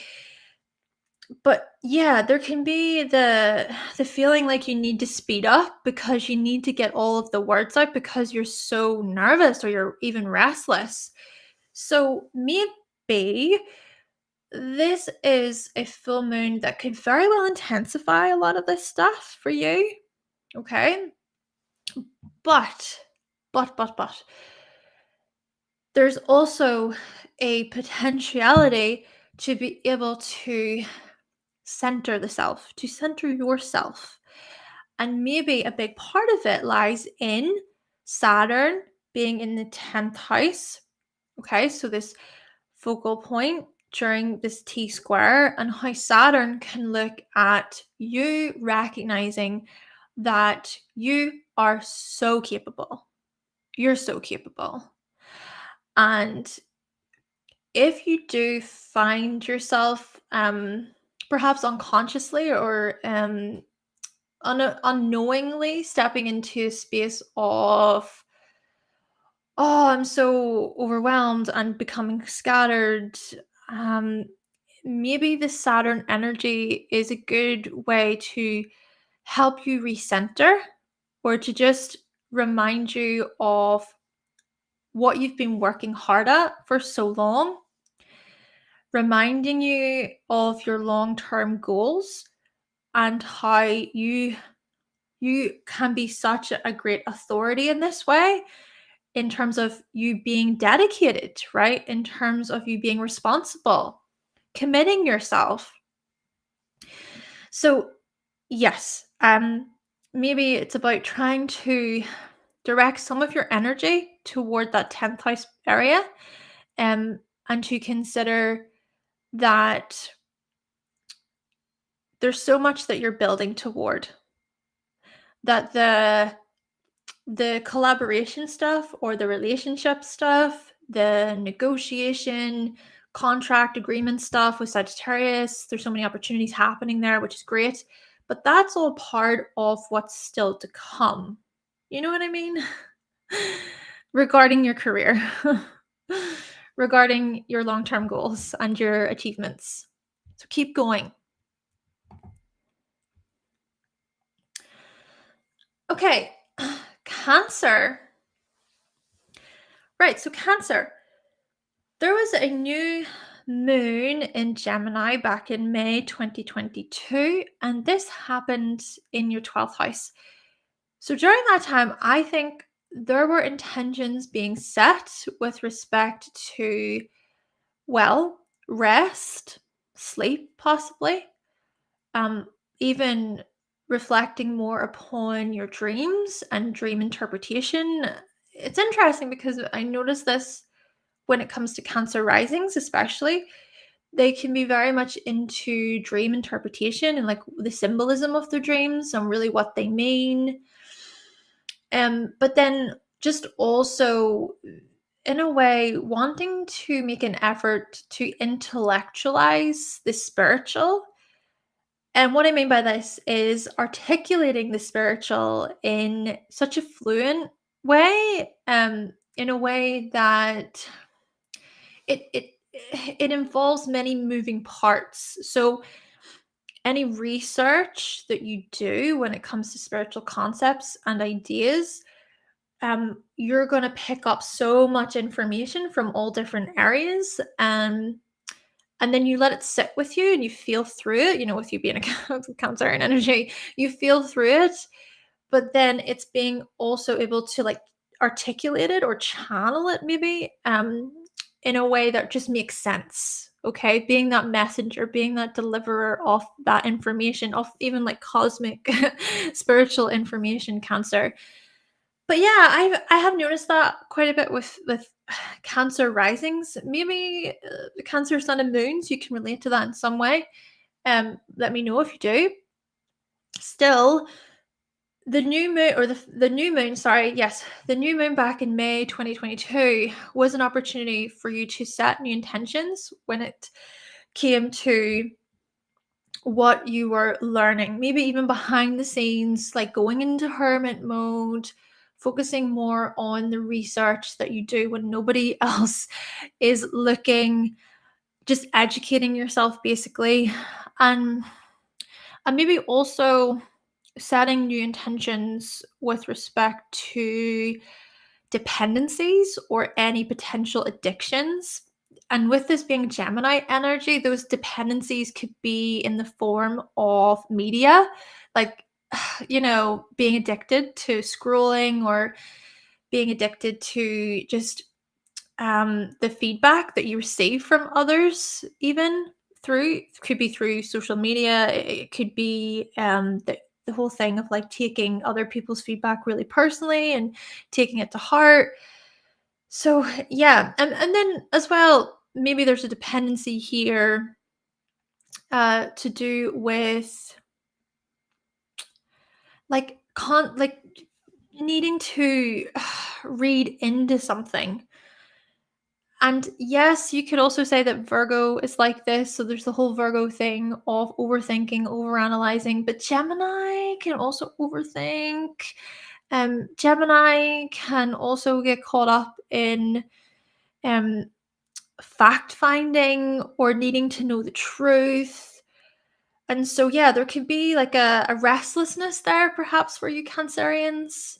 Um, and maybe also like overthinking before bed, or that can impact how you sleep. So, yeah, basically, new intentions were set back in May 2022, but this is a full moon where things are being illuminated, right? Things are coming to light.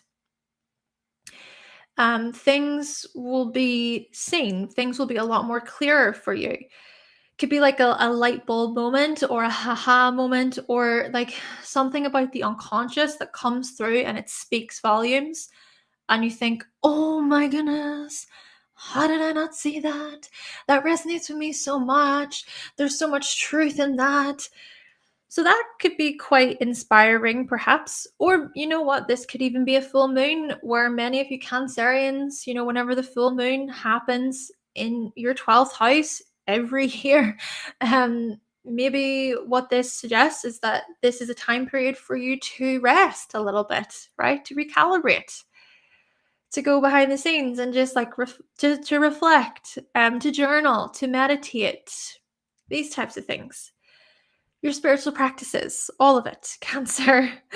Now, there's also the stellium in the sixth house happening in Sagittarius. So, I'm even going to suggest with this one that the rest that you're seeking, or the time alone that you're needing, it may not be the most how do I say, practical, or it may not line up that way.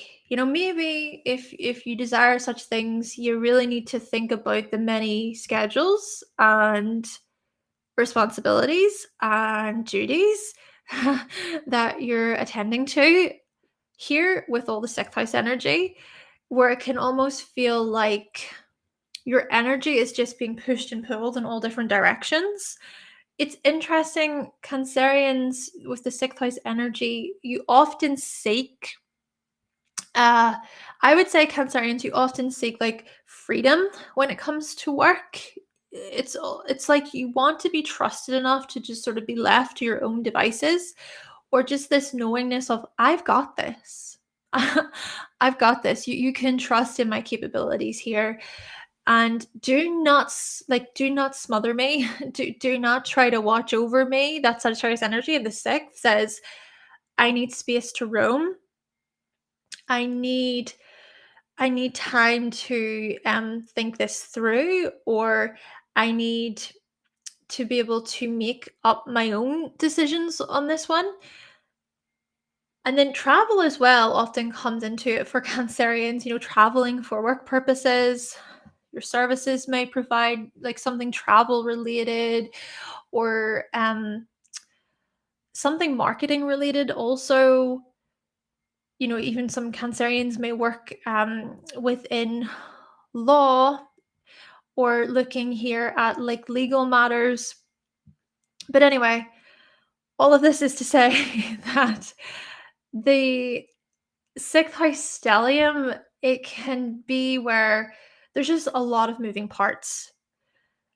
There are so many little daily matters that you're having to attend to, and there's not really much time in the day to do anything for yourself. So that could be perhaps quite overwhelming, right? And with the opposition here during the full moon, around the full moon, it could very much feel like this, where it's like, I'm full. My energy levels full. Or the amount that I can give right now, it's full. I feel like I'm just doing and doing and doing. It's this type of energy. But Saturn is the focal point. Saturn in Pisces in the ninth house, I think, kind of comes along, and it's sort of urging you a little bit. It's pushing you a little bit, and it's going, what has the past year or so taught you? Well, since March time, whenever Saturn did enter Pisces, because the thing is that that Saturn turned retrograde from 7 to 0 degrees, and now we're at 0 degrees, and we're moving forward again. So, yeah, it's like, well, what have you learned here about? Um, so, what have you learned in terms of your own restraints, in terms of your own limitations over the past while? And can you maybe try and welcome some of this wisdom, to remember some of this wisdom, or even looking here at certain boundaries that you can set when it comes to your emotions, like certain emotional boundaries here, Cancer. So whilst it's like all the daily, just all the everyday stuff, it just seems like you're being pulled there. And then at the same time, you're feeling restless because there's a big part of you that just wants to be able to like focus on um, your own inner world. Saturn kind of comes along and says, hey, I've got you. Set some healthy boundary right now. You can do this. Um, Even just, I would even say here, book that holiday for 6 months time or a year's time, so you have something that you can, look forward to in this respect. Or perhaps even Saturn in the ninth house can point toward your deeply held beliefs. So, what are the deeply held beliefs that you hold about things that are more compassionate and caring and sensitive and loving, and being able to perhaps give those things to yourself, or to practice more of those spiritual elements as well. Such things may even help you when it comes to any significant healing that you're doing. Okay, so Leo, I feel like I talked a lot for the Cancerian one. Oops. Oh, this is going to be a long one again. Okay, so Leo, this full moon is going to happen in your 11th house. Okay, so the new moon back in May 2022 was a time period for you where you set new intentions to do with networking, communities, groups. I think a lot of Leos over the past 18 months, you've been quite curious about the types of people you want to get together with in terms of a network, in terms of a community or a group, or maybe it's that you possess these hopes and wishes for the future when it comes to your intellect. There's something here about teaching or networking or advertising. There's something here about being quite versatile as well, being like a jack of all trades, this type of stuff, or being able to juggle a few different things at once. And maybe even the new moon, the new moon back in May 2022 was a time period when you set new intentions to do with like how you communicate and how you speak, how you articulate yourself within groups and even friendships as well. Perhaps many Leos, you've made so many new friends over the past 18 months, or you've been a part of a club or a fun community where, yeah, there's a lot of new, vibrant, interesting, curious people that you're so excited to talk to, right? So, yes, interesting. Great humor as well in this way. Leos can be quite witty. Yeah. Okay. But you see, the full moon in Gemini happening on the 27th of November, it's going to look at, okay, things are coming to fruition, maybe reaping rewards as well when it comes to friends and teams, or also receiving some useful information or useful feedback from certain friends, or looking here at things becoming more clearer. So, gaining a lot more clarity about your hopes and wishes for the future and how they relate to communication or teaching and sharing, etc. So that's interesting. So yeah, looking at the exploring the intellect there, being inventive as well, being creative and entertaining and quite charming in front of a crowd, in front of an audience. So yeah, things coming to fruition or just things becoming quite clear. And then there's also the the stellium in your fifth house. So that stellium in the fifth house, that adds a big boost of enthusiasm to you.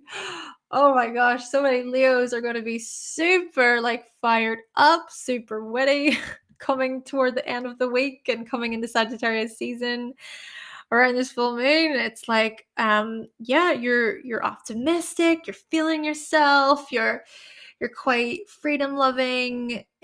Maybe you're even more philosophical than usual. You're forward planning. You want to know about other people's experiences. You want to share your experience with the world. You want to expanding your vision when it comes to your hobbies, things you do as a form of enjoyment, being playful, extra playful, might I add. You're already super playful, Leos. But this energy of Sagittarius, it's like, oh, expanding all of that.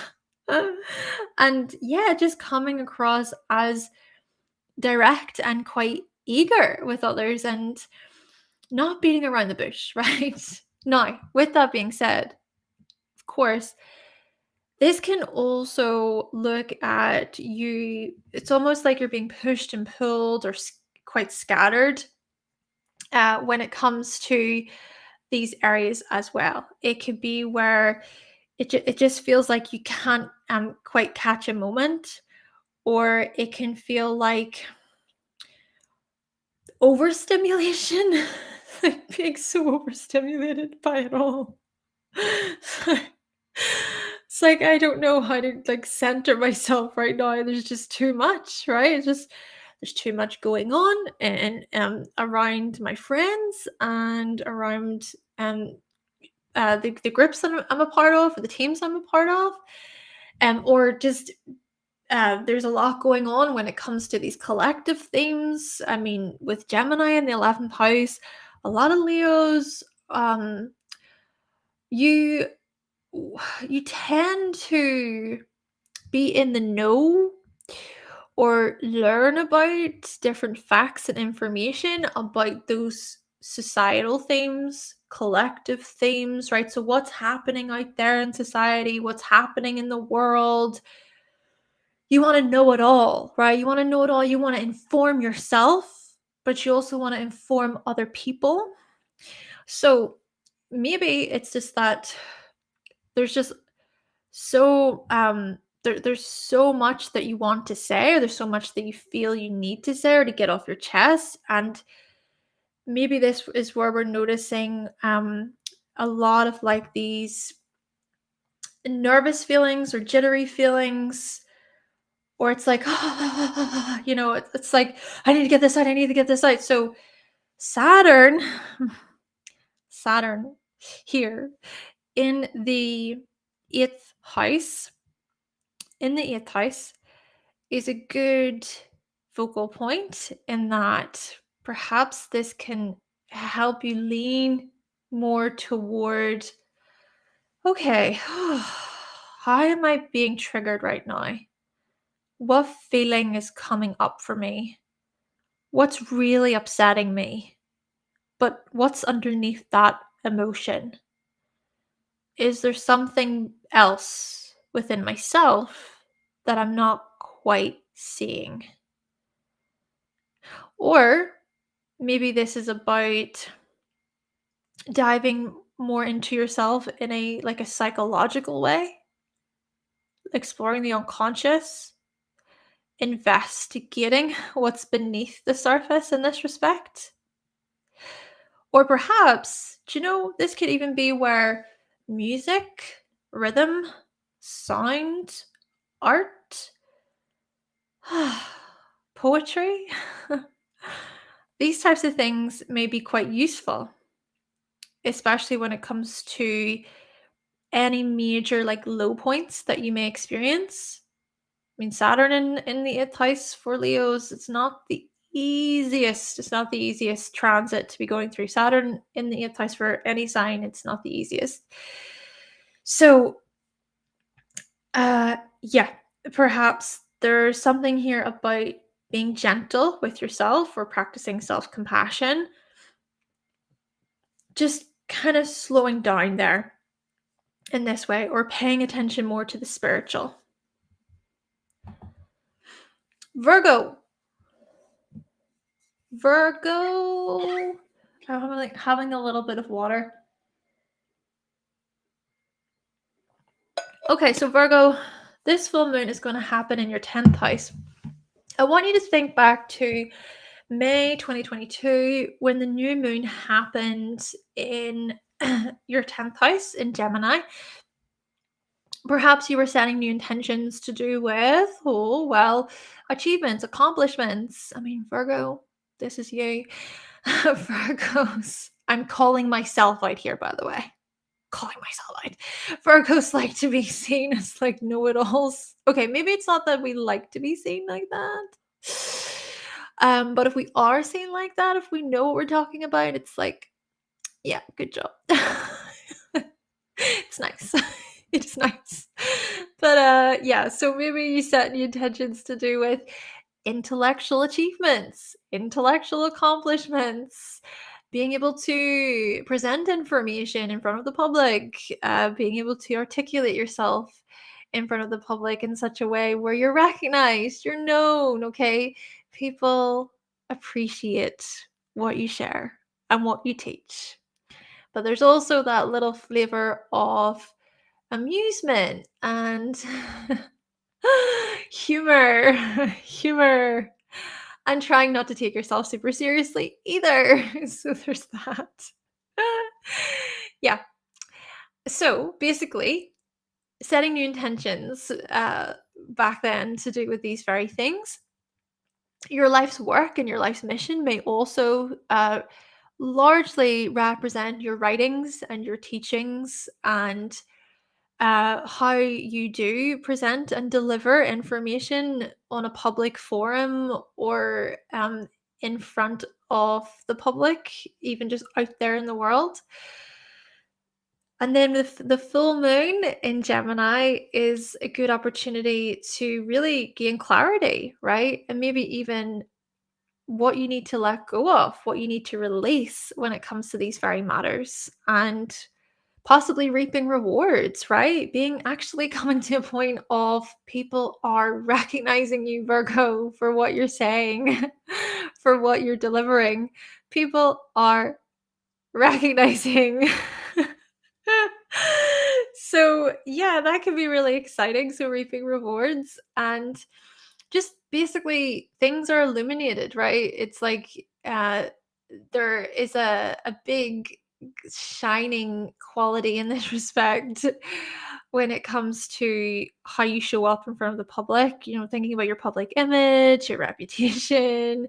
You may even be known as someone who is quite versatile and flexible, right? You can be quite adaptable in this way when it comes to your professional life, your public life. But yeah, as I say, your reputation could be that of being quite versatile, like juggling different roles or um, being a jack of all trades, networking as well, advertising,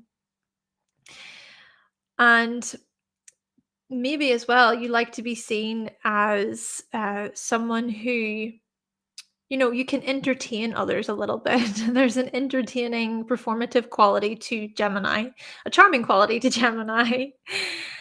So yes, the full moon in Gemini will illuminate these things for you, and at the same time, you have this Sagittarius stellium in the 4th house. So it does seem like around this full moon, it's also largely about your home life. It's largely about your aspirations in association with home and property and housing and where you live, these types of things. And as well, the types of goals that you're setting the goals that you have in mind when it comes to your living situation, or even when it comes to family members, or even thinking about the type of family that you you wish to have, quite possibly.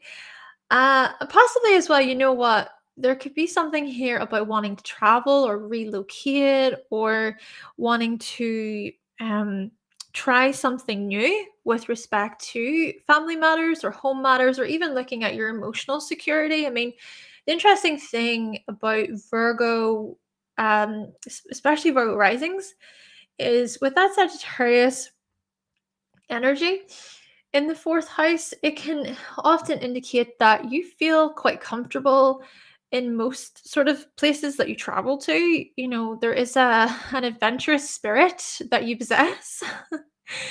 Yeah, you have this inner adventurous spirit. And we notice with many Virgo risings as well, this likelihood of you living in different areas of the world, so relocating, traveling to different destinations. Um, so this is pretty much about your emotional uh, needs, really. And so this energy in the fourth house can be where you're lit up, right? You're feeling inspired, you're feeling courageous and brave. Maybe this is even about communicating more so at home, not just with family members, but I mean, it is funny, creator, you said like you're doing right now. And I mean, yes, yes, what I'm doing right now, it's looking at the 10th house energy, right? To do with talking in front of the public, here on social media, but I'm doing it from within the comfort of my own home as well. So yeah. Yes. But then with the opposition, it can also feel like, oh my gosh, there's so many things. There's so much to get through. It's quite scattered, or needing to juggle a lot at once, needing to switch up things a lot, or having to redirect your energy, having to change your course of action quite a bit. And Virgo, this can feel so uncomfortable for you. This can feel so uncomfortable, especially if you're a type of Virgo where it's like, oh, well, I would rather just sort of be in my own comforts right now, but you're forced to communicate more or socialize more. It's like the times whenever you just wanna it's like, no, no, it's not the time. Keep going. Now, with that in mind, Saturn is the focal point for this T square, right? So Saturn, perhaps in the seventh house, it actually looks at, see, when it comes to collaborations, clients, customers, when it comes to contracts that you sign, when it comes to agreements that you agree to, be selective. Don't just take any invite. Don't just jump as soon as you feel like you need to. Really ask yourself, am I being recognized? Do I see the benefits in this? Is this going to be useful for me? And also consider your spiritual well being, okay? Because the thing that we don't want to do, I know for you, Virgo, okay, this is the thing. You can be like workaholics at times, but yeah, the things that you don't want to do, and yes, I'm talking to myself, I'm such a hypocrite as well. I'm a hypocrite, okay? Just saying, I'm a hypocrite. Is burn yourself out. Okay. And yes, I am talking to myself. When I think about the next couple of months, I'm like, I am full. I'm booked. Whew.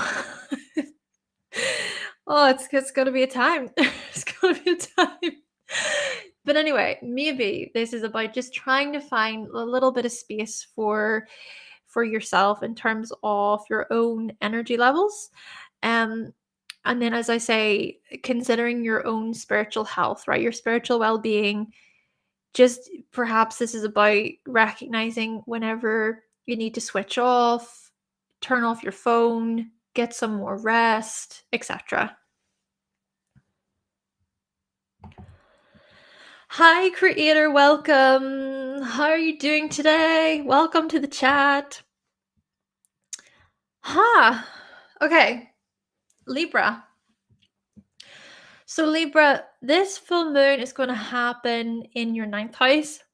So, back in May 2022, there was a new moon that happened in your ninth house. And perhaps during that new moon, you set new intentions to do with, well, higher education, higher learning, potentially like learning a completely different language could have come up here, or looking at a whole new tier within a training program, leveling up when it came to a training program. We like this about Libra. Libras are so intelligent. This was always said. Well, I've heard this be said a lot about Libra, the intelligence of a Libra. But the thing is that Libra, you're willing to take on that course. You're willing to educate yourself further, especially if it's something that you're truly curious about. If it holds your interest, you're like, give me it all. I'm going to soak it up. So, yes, you may have set new intentions when it came to these very things, or you could have set new intentions to do with travel. Okay, so traveling to different destinations, different cities, possibly as well educating yourself further when it came to like certain transport, like transportation that is more long term or more long term. It's just more about the long haul. So aviation, for example, right? Or possibly setting new intentions to do with exploration, you know, learning more about yourself and why you are the way you are, or why other people are the way they are, and going on more of a self-exploration journey, if you will. Opening your mind to other people's perspectives and sharing and having more open conversation, open dialogues, etc. And so the full moon in Gemini on the 27th of November, this is a time where these very intentions are going to be illuminated, and maybe you'll change something up, you'll shed something, you'll let something go, or you will reset a few matters perhaps, or you will reap rewards, right? Maybe it's like, oh my gosh, I've improved so much when it comes to this training program. I've gotten a qualification. Oh, I'm on the final stages of this thing that I've been learning about for the past few years. So yes, reaping rewards. And clarity too. Gaining greater clarity. Maybe gaining greater clarity about your beliefs, right? About your deeply held beliefs. But then also looking here at any like religious beliefs of yours or philosophical beliefs. It could be that over the past few years you've been questioning a lot, questioning your beliefs and what they mean for you. I think that's the thing when it comes to, for example, really, let's say religion, for example, right? Um, if you're someone who is religious, you're the way you the way you identify with the beliefs that you have regarding that religion can change. It doesn't mean that it's still you being, I'm just saying an example here. It's still you being a Christian, for example, but it's the meaning of it that may change and reshape itself as the years go by. And maybe the thing about that is new information, right? Maybe you could be a Christian and you read the Bible, but the meaning of a certain verse could be different a couple years later to you because of where you are along your own sort of spiritual religious journey, if you will. I hope that makes sense. So yeah, maybe there's been some significant changes when it comes to how you identify with your own religion. And then I would even say clarity gained here to do with your higher meaning, right? Your higher meaning in this respect. Okay. The thing that I also want to say is with the T-square. Okay, this T-square, we've been going over this. There is the Sagittarius energy in the third.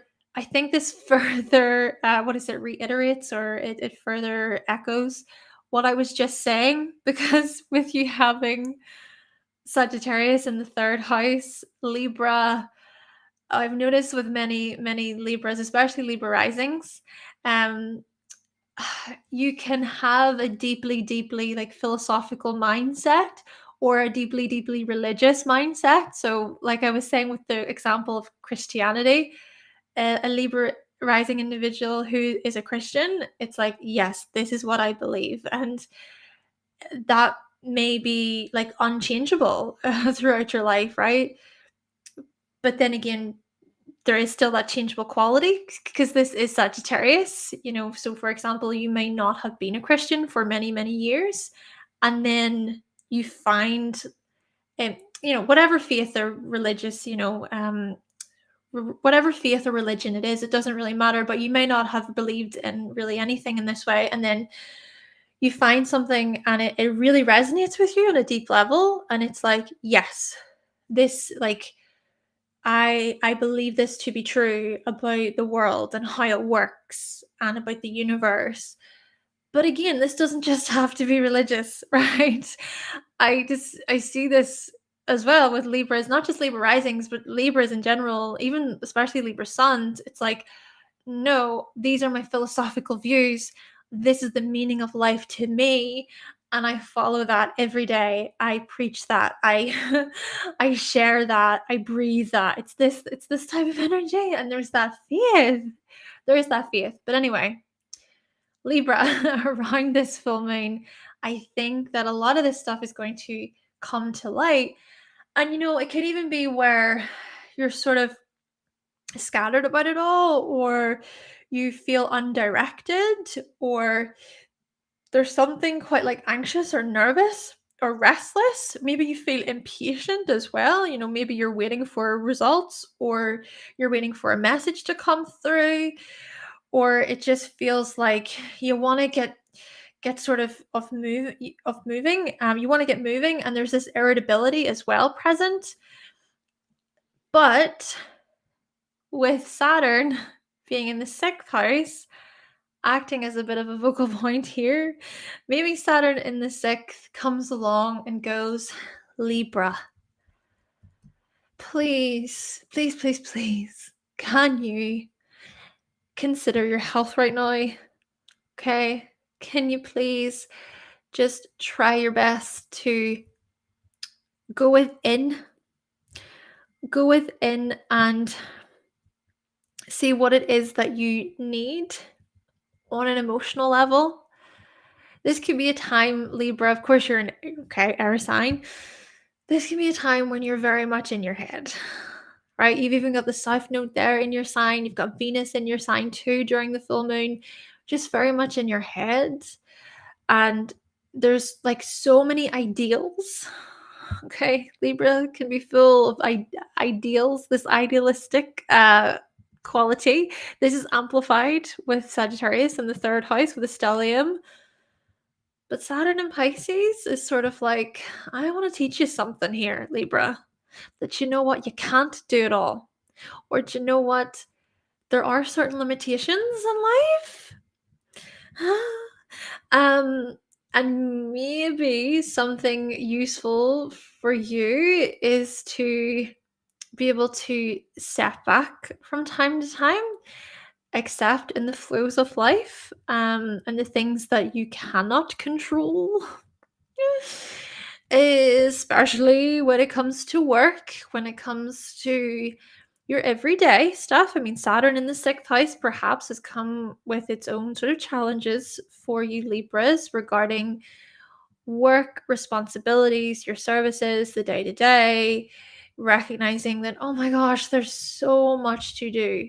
There is a mountain of tasks, there's a mountain of things I need to get through. And maybe a big part of this full moon is saying, oh, I'm going to intellectualize all of this, and I'm going to dream, and I'm going to believe in all of it, and all the ideals can come. But Saturn is still kind of looking at, let it go, let it go, let it go, go with the flow. You see, I was trying to do what do you call it? Frozen. I was like, let it go. Anyway, so yeah, I hope you get the point of that. Just being really silly. Hopefully for you, Libra, you can release, let some things go in this way, Libra. Corpus, you say that you've got a Libra rising. Oh, okay. Well, I hope that you find your segment to be useful, and I hope I didn't ramble too much. Creator, you said you're doing okay. Thanks. Good. I'm glad you're doing okay. Yeah, we're all a bit hypocritical. Do you know, it's so funny. I I tend to say that people who accuse others of being hypocritical are already hypocritical because we're all hypocritical. Do you know what I mean? Because we're all hypocritical. But yeah, we are. And how am I? I'm good. I'm good. You know what? I'm enjoying this live stream today. It's been good so far. I feel like I hadn't seen you in a while, so it's going good. I'm definitely in high spirits, in the high spirited side of things, because earlier I was talking about the extremes to do with Scorpio, and there's been times when I'm feeling really, really, really low, but now I'm feeling good. Alexander, indeed, you have an insight in understanding how the universe works just yesterday. There we go. You get that Libra rising, so you resonated. That's good. Right, Scorpio. Scorpio, let's do this. Okay, it's time to get serious again. I feel like I'm being a little bit too like, time to get serious. Scorpio. So this full moon, it's going to happen in your 8th house, right? So think back to May 2022. What intentions were you setting with respect to shared resources, shared finances? Thinking also about any debts or loans you were paying off back then. Any like improvements or moves that you wanted to make, even in terms of shared resources. There could have been with a business partner, could have been with a significant other, so for example, saving up to buy a house together, right? Looking at a mortgage, that's just an example. Or new intentions to do with intimacy and vulnerability and closeness and emotional bonding. And what big shifts and changes have happened regarding intimacy here over the past 18 months? Maybe there have been significant significant small changes that have been quite useful. Even, for example, communication, right? How communication has shifted and changed in remarkable ways between you and your significant other. But then just to even move it away from relationships here, looking also at new intentions to do with your own psychology. So looking into the unconscious, trying to understand yourself a lot better, or even, I would even suggest with this one, how you can learn from others through communication. So, for example, your whole thing of being able to probe or investigate, you're quite good at kind of sensing what other people might be thinking, or you can be highly perceptive and insightful with your views. So maybe this new moon back then, it invited some intention setting. And maybe from that, there has been great growth and further understanding and greater awareness. Maybe as well, closer bonds have been established because of such things, because of better communication, better listening skills, this type of stuff, socializing. So the full moon coming along on the 27th of November, it's going to, well, illuminate all of this. It's going to bring a lot of things to light. I think that this is a full moon of clarity as well when it comes to these areas, possibly reaping rewards when it comes to these areas. You know, for example, you finally paid off all that debt. Like, that's huge. Or maybe you have settled in with your significant other, and you look back and you're like, wow, we've achieved so much. We've overcome so much.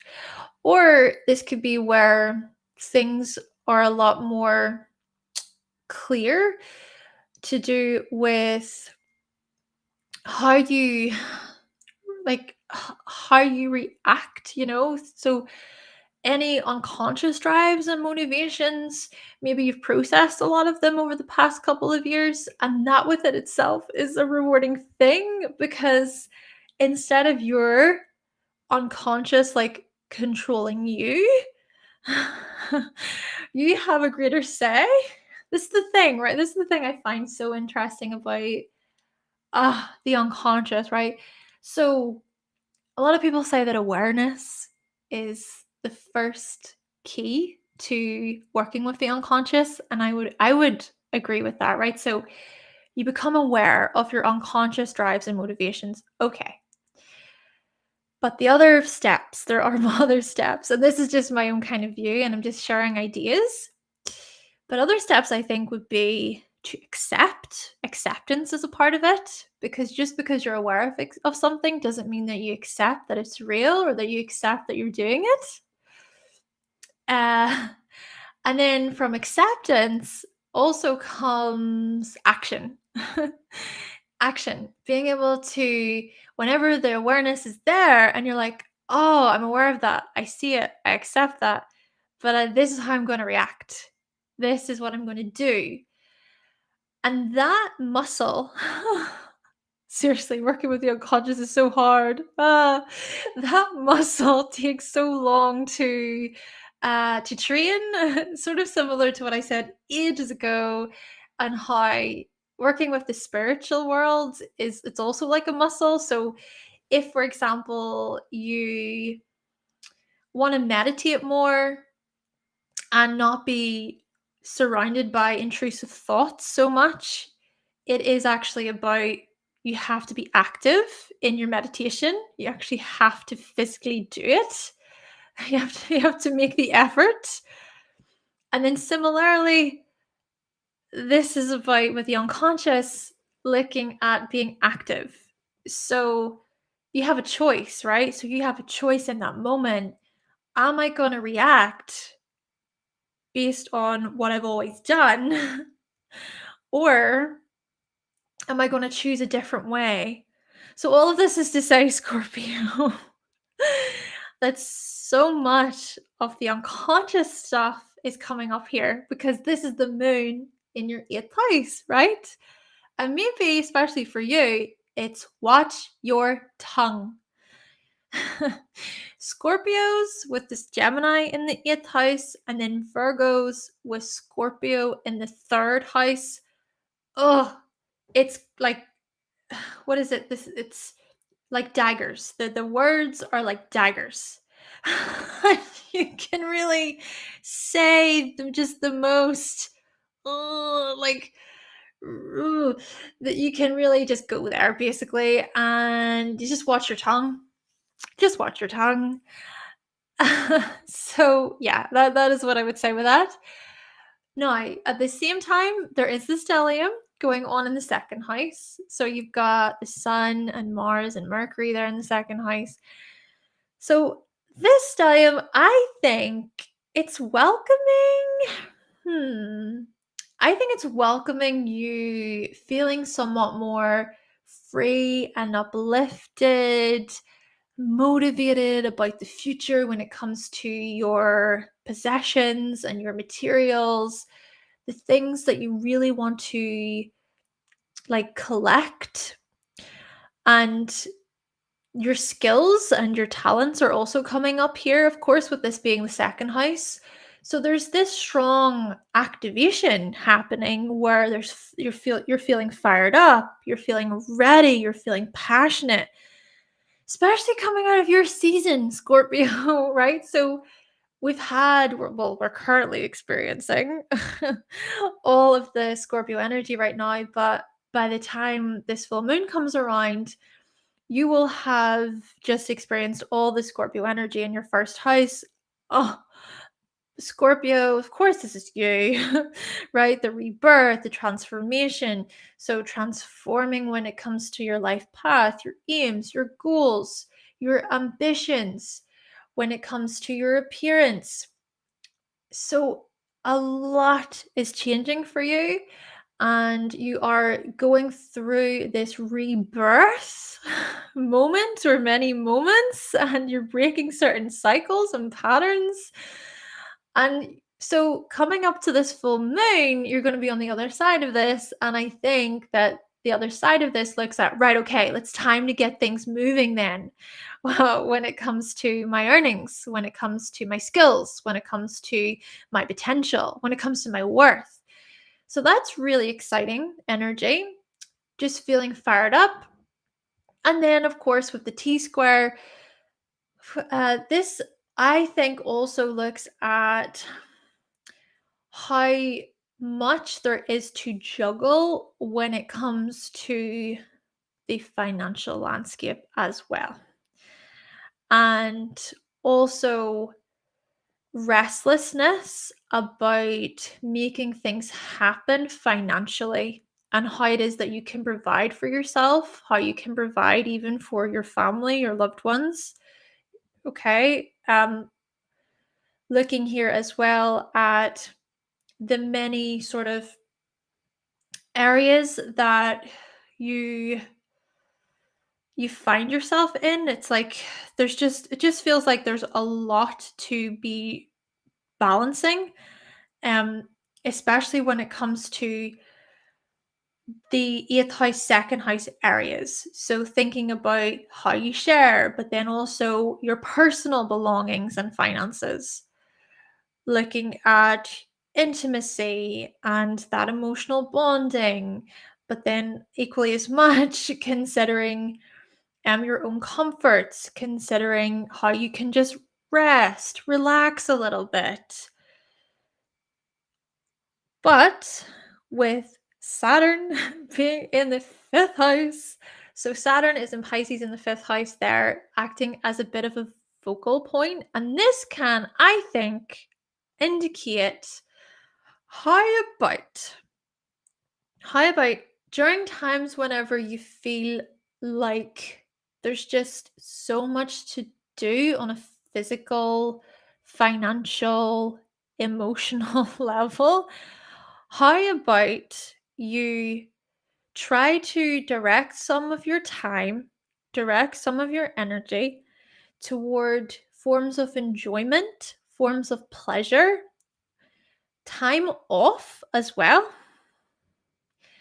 The thing about Saturn right now in the fifth house, transiting the fifth house for Scorpios, is that Saturn in the fifth house says, oh, you want time off?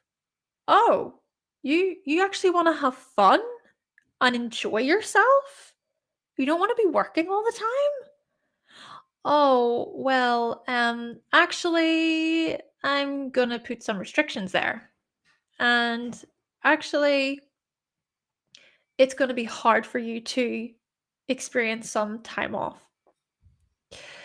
So maybe the Saturn energy is just a reminder of maybe this is about being somewhat more disciplined and deliberately setting that time aside so that you can just, you know, do something that you enjoy.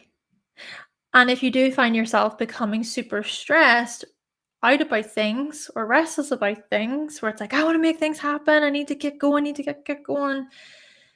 Maybe this is also about remind yourself of the intentions that you set regarding such matters, or remind yourself of the creative aspect.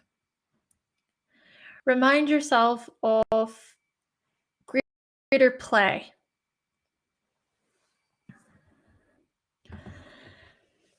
Let's see.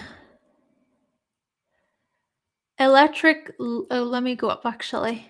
So, Alexander, you said you got triggered. It's time to get serious. You have a Scorpio rising. Yin and Yang, you said time. Electric Lake, welcome to the live stream. I hope you're doing good. You said retraining subconscious triggers, creative freedom, and inner peace out of the pattern prison. Awesome. Awesome. I love that. Oh, that's good. See? It's so possible. It's so possible. It's so hard though.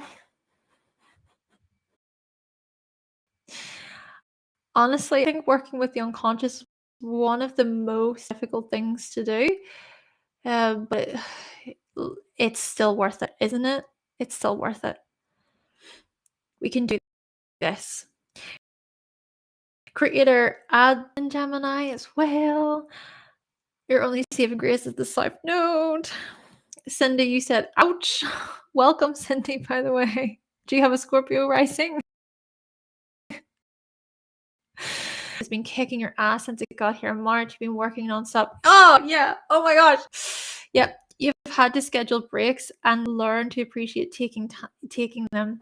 Oh my gosh. Yeah. I feel that. I feel that. And Cindy, you said slow and steady. You can do this, Scorpio risings. Right. So let's move on to Sagittarius. Sagittarius. Right. Okay. Well, you are one of the signs in the spotlight. This is your season. We're coming into your season. Happy birthday, Sagittarius. Sagittarius is definitely one of my favorite signs. Yes. when I think about it more and more, it's just like all those qualities to do with Sagittarius. You just like light up, enjoyable energy. Anyway, yes. Sagittarius, happy birthday. So the full moon is going to happen in your 7th May 2022 because this was when the new moon in Gemini happened in your 7th house, and you were setting new intentions to do with your trips, your relationships, contracts, agreements, clients, customers. This could very well be a matter to do with like how you communicate with your client. You form certain patterns and connections through the sort of conversations that you have with clients, or looking at the research that you can gain, the data, if you will, that you can gain from other people and their perspectives and because Sagittarius, you are very much a sign of experience, right? So with Gemini in the 7th, the conversations that you have with people they're from, or what their occupation is, like whatever, like you're going to learn something new from each interaction that you have. And I think that all of that information that you gain, they're added to your wisdom. They're added to your own insights about the world around you, and this actually makes you quite an eager learner and an eager teacher at the same time. So yes, the full moon in Gemini is going to be a good opportunity for you to like bring clarity to these intentions that you set. Possibly as well reap rewards, rewards from relationships and or from certain agreements or contracts. A certain agreement or a contract could waver, or a certain connection that is formed with another person can really work out well for you. This could be a whole thing, Sagittarius, where you're introduced to someone new. Of course, not exactly on the day of, the lead up around full moon. You meet someone new, and that can be quite an eye-opening experience for you. Or it could be that a new or different perceived from someone else toward you, and then that is enough for you to like hit the ground running or to want to change your course of direction. The thing about this, of course, is Sagittarius, with this being Mercury also being in your sign, plus the fact that Mercury is going to be retrograde in your sign from the 23rd of December up until the end of the year. Well, I think a lot of changing your course of direction. This is the thing. I think a lot of you are going to find just something very new, very much outside of your comfort zone that speaks to you. It doesn't necessarily have to be like a new career path or a new job. Of course, it could be. It could be. But this could be just a new way of seeing the world, and how that is how you see yourself, or seeing yourself in a whole new light, and then that within itself acting as a type of lens through which you see the world too. Or this could be where your goals change, right? The goals that you have, they change.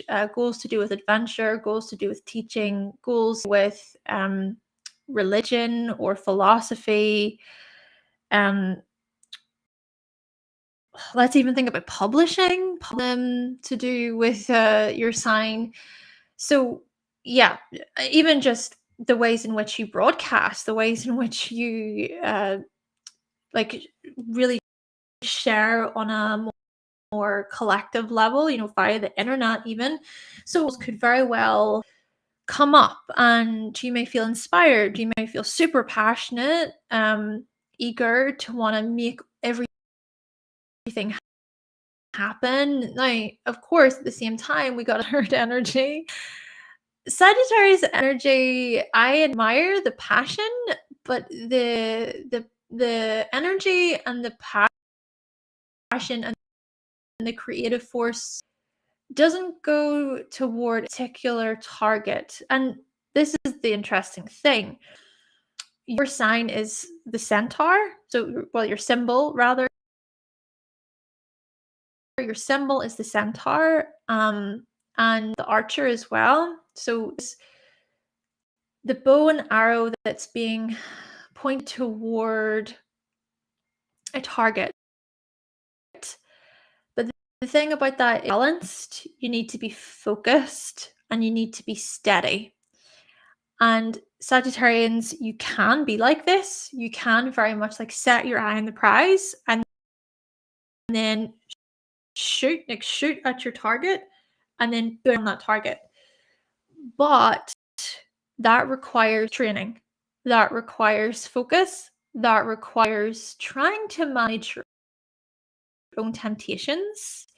So going back to the centaur part of it, there's a whole part, the horse side to your sign. And I think the animal part of it still shows the part of you that can give in to your urges or your temptations. The part of you that can be quite wild, wild and free and reckless and careless. Naturally, this is still a part of you, and it's used in exciting ways where you can just think, F it, like, F it, I'm going to be spontaneous and I'm going to travel here and I'm going to do this and all that. And we admire you for that. Of course, we admire you for that. And maybe the full moon with Mars transiting your first house as well, right? But this is where the but comes in. You can also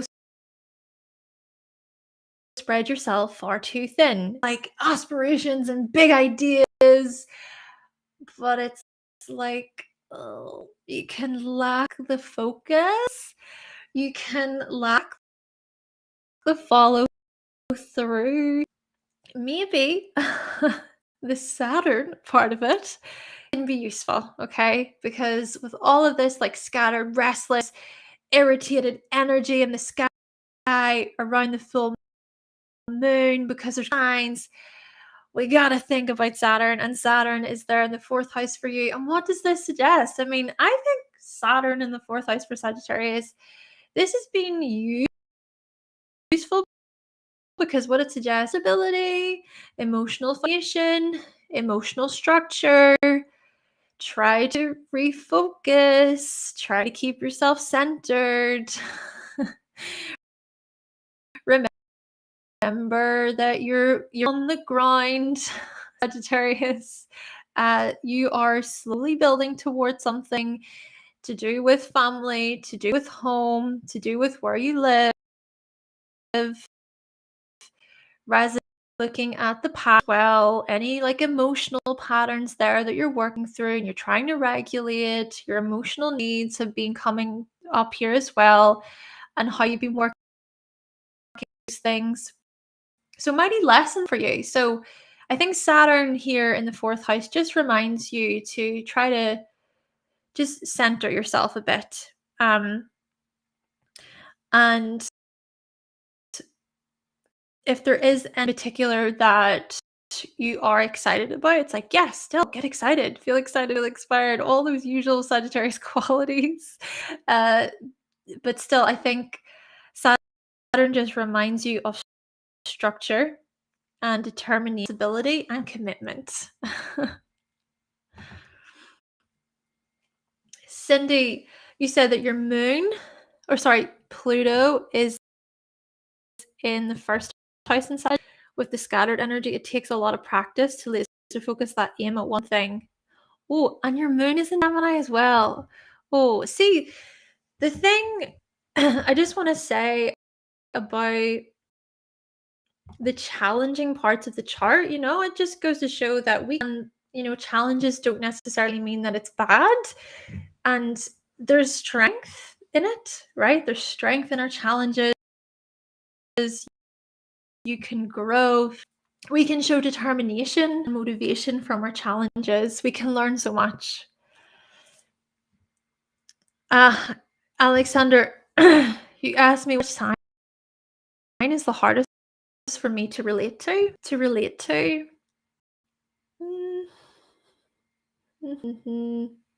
I don't know. I would need to think about that. I don't know. I don't want to just say just for the sake of sir. Cindy, you said always making things extra. Yes, it leads to self-mastery. Exactly. We love to see it. We love to see it. Capricorn, let's get into your sign. So Capricorn, this full moon is going to happen in your 6th house. So you have been to May 2022. You were setting new intentions regarding services you provide, regarding your everyday work, your everyday habit. Capricorn, it's interesting because whilst you can be such like determined and consistent people, and you keep yourself quite put together in this respect, there's still this part of your working life that involves having to switch things up, having to be adaptable, having to think on this, or to be quick in making a decision so that it's a smart choice, it's a smart decision. And I think as well, this makes sense. It makes sense to me, Capricorn. The fact that you even have Libra in the 10th and then Gemini in the 6th, and how networking is a big part of what you do, because maybe you more than most realize that you do need other people if you are to succeed, or that success, so other people come with the territory of success. Your option to do as you strive for your own success is to actually converse with others, so like team members, colleagues, co-workers, managers, get with them in a way where it's cordial, it's mature, it's responsible. You listen, you gain the feedback, you learn from other people. So me setting intentions to do with these types of relationships back then, or you set new intentions to do with how it is that you change things up, or refining your skills as well. Refining your skills. The thing is that the 6th house is how we refine our skills, and so for you, Capricorn, this is about refining your skills to do with communication, improving how you communicate, improving your intellect as well, improving how sharp you can be when it comes to your work. What I'm kind of like to do is to become an expert, right? You prefer to become an expert within whatever area you choose. And maybe that area is strongly linked to your intellect, to how much you know. And then looking here at being recognized for such matters too. Now, the full moon, of course, is going to happen in your 6th house. And so it's looking at how things are going to be brought to light, how things are going to be illuminated whenever it comes, and possibly shedding, right? There's a release, or you let a few things go. This could be a mindset. This could be a person that you talk to that you just don't really enjoy talking to, or you just don't see the interest anymore. It could be that. Or it could be where you reap rewards. Actual rewards could come through co-workers. So co-workers maybe recognizing you, wanting to collaborate with you, wanting to discuss new ideas with you. And at the same time, the 12th house. So whilst right there in the field, gaining data, getting research, learning new things, Capricorn, there's actually a lot going on behind the scenes, and there's a lot that you wish to keep yourself, and maybe you're even working through a lot of like matters to do with your spiritual health, sleep, to do with relaxation. Maybe this is even looking at a sense of urgency or power or will regarding sleep. It's like, no, take a break for a bit here, Capricorn. Or maybe you need to recognize how much you're overdoing it, or how much you're overextending yourself within this situation. Maybe there's greater wisdom throughout Sagittarius season. I mean, the sun will be in the 12th house for you throughout Sagittarius season, and then Mars in the 12th house as well. So this really is a season for Capricorns of recalibrating, going re-strategizing as well. But the key with this is don't tell anybody. Don't tell anybody what you're doing. Be strategic. Oh, all of that, right? Especially any business plans, especially any major moves that you want to make within your career. Like, don't tell a single to certain people involved. But yeah, it like takes some time to go over what it is that you desire, your aspirations away from the public eye for a little and get excited about get excited about it, get pumped about it. Okay, at the same time, this can also be some like apprehensive energy or nervous energy, less nervous. Oh, can I do this little thing as well with Capricorn? Of self-doubt can settle in. It's really interesting actually when it comes to Capricorn, especially with Sagittarius in the 12th house, because there, whenever a new couple is presented to a Capricorn, it's like, oh, I'm so excited. Oh, this is amazing. But then also the self-doubt can start to creep in, right? It's like, oh, I don't know if I'm capable for this. Do I have what it takes? Sabotage could come into this. What is that whole term? Imposter syndrome, you know? And just worrying, right? Worrying that you're not going to do a good job.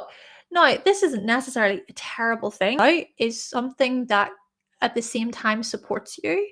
Because the thing about Capricorns as well is that you don't just you provide what needs to be provided plus more. You meet those expectations, and then you also go further than the expectation. At least that's what I've recognized from Capricorns in my life. You're going to go the extra mile. So recognize that about yourself and celebrate it. Celebrate it. Now, focal point then. It's a good focal point in the third house for you during this full moon, because I think what this signifies or suggests is look at how much you have since March. Okay, I said this earlier. Saturn entered Pisces back in March, and then the retrograde happened from 7 degrees back to 0 degrees. So we're at 0 degrees again, and it's moving forward. There's an element here of recognizing how much you've committed yourself, how much you've dedicated yourself over the past while, since March, basically, and see that you in your communication skills, how you deliver information, and you've been so much more mature and well by the types of information you deliver. So yes, that can be quite useful. Okay, Aquarius. So this full moon is going to happen in your 5th house, Aquarius. Now, back in May 2022, there was the Gemini in your 5th house. So around that time, you were setting new intentions to do with play, fun, your forms of enjoyment, your creativity, and maybe a lot of your passions were re-explored, and you set intentions to do with even time off or having more time to socialize or to party or to enjoy yourself. Or maybe this is looking at setting new intentions to do with creativity, flexibility, having that ability basically to do something creative, and learning as well about creativity, right? So improving, you say, when it comes to creativity, and picking, so anything that you pick up, any research, anything you're listening to, any music you're listening to, all gets filtered into your passions, etc. Aquarians, you tend to do this. Like, you're going to look at the bigger picture. You're not just going to accept or one book or one novel or one quote. You're gonna want to learn about everything and anything and hopefully apply it to what you do. And then the full moon happening on November 27th, the full moon will bring clarity to these areas, or maybe you'll reap rewards, right? You'll reap rewards when it comes to your creative projects. You'll reap rewards when fifth house looks at romance, love, dating, this type of stuff. So yeah, possibly reaping rewards when it comes to these things, or things just coming to light as well. A certain discussion could be had that just makes you have this aha moment, and you love your aha moments, Aquarius. You love your aha moments. Or this could even be where party and fun, right? You're in this little stage, okay, during this full moon, flirty and fun and thriving and all that stuff. Or you just want to party or let loose, or you feel even quite confident about communication. This could be a big part of the full moon. It's like, oh my gosh, I feel so much more confident in what I'm saying and what I'm showing. It's great. And then with the same in the 11th house as well, so there's the Sun, Mercury, and Mars. Oh, interesting. Okay, because uh, your sign, Aquarius, traditionally rules the 11th house. Passion and enthusiasm going into your groups and communities and teams and clubs that you're a part of, and there's like expansion and growth, and you're feeling the world inspired by all the networking that you're doing, and you just can't get enough of it. You just feel really good. This could even be like feeling happy and quite joyous about the future and about your aspirations. And it's like, I have this in my life. I feel like I have the motivation and the drive, and I'm energized. Like, yes, yes, yes, yes, yes. But of course, with the oppositions happening, it could also be where it just sort of feels like, okay, just to clarify, the T square happening, it sort of feels like you can't really move forward because you need to a little bit better, or you need to pick what you want to do. There can be that indecisiveness. You need to consider different angles, different sides. You need to make sure you have all the useful information that's required. You need to make sure that the types of people that you speak with, or that you connect with, or you team up with, that they bring something of value as well, inspiring.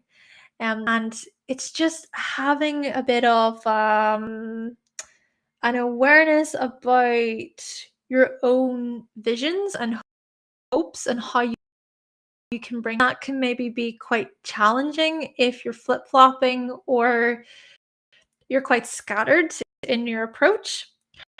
Now, Saturn is the good focal point here. So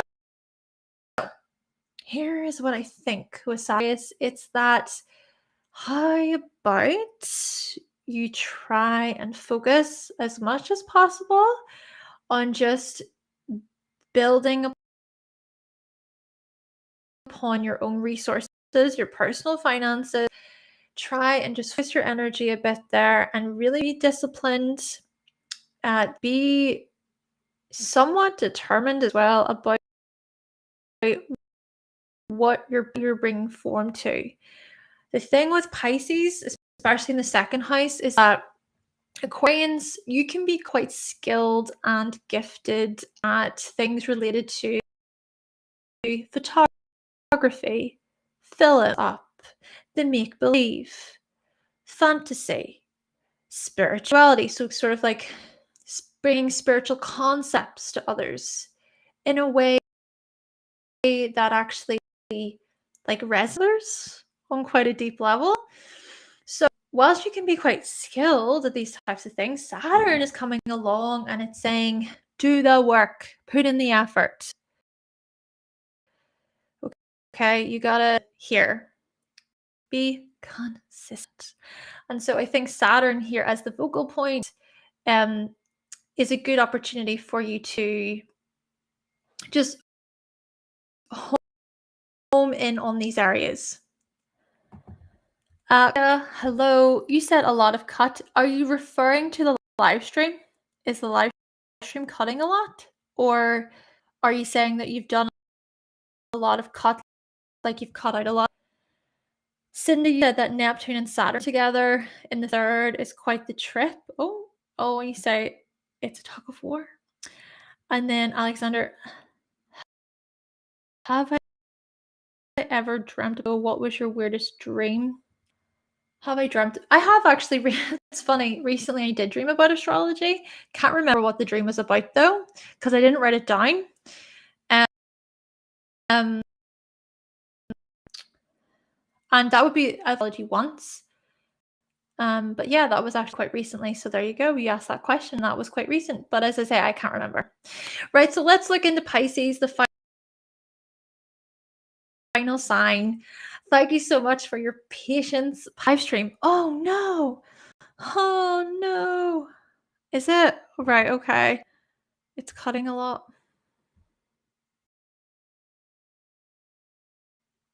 Okay. Just give me constantly. I'll be right back. Be right back.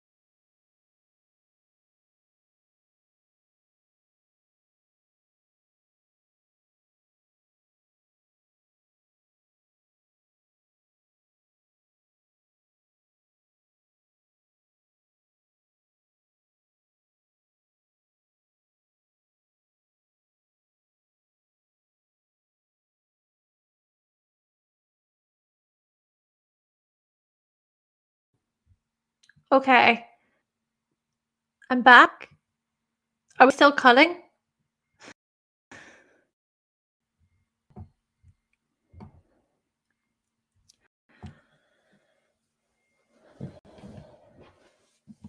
Is it still cutting?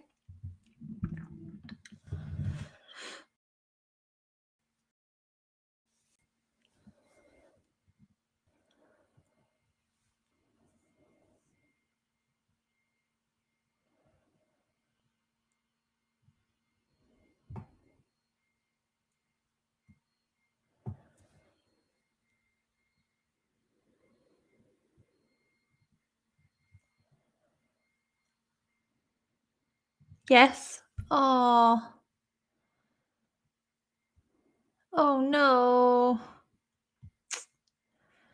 Okay, I'm gonna try something different.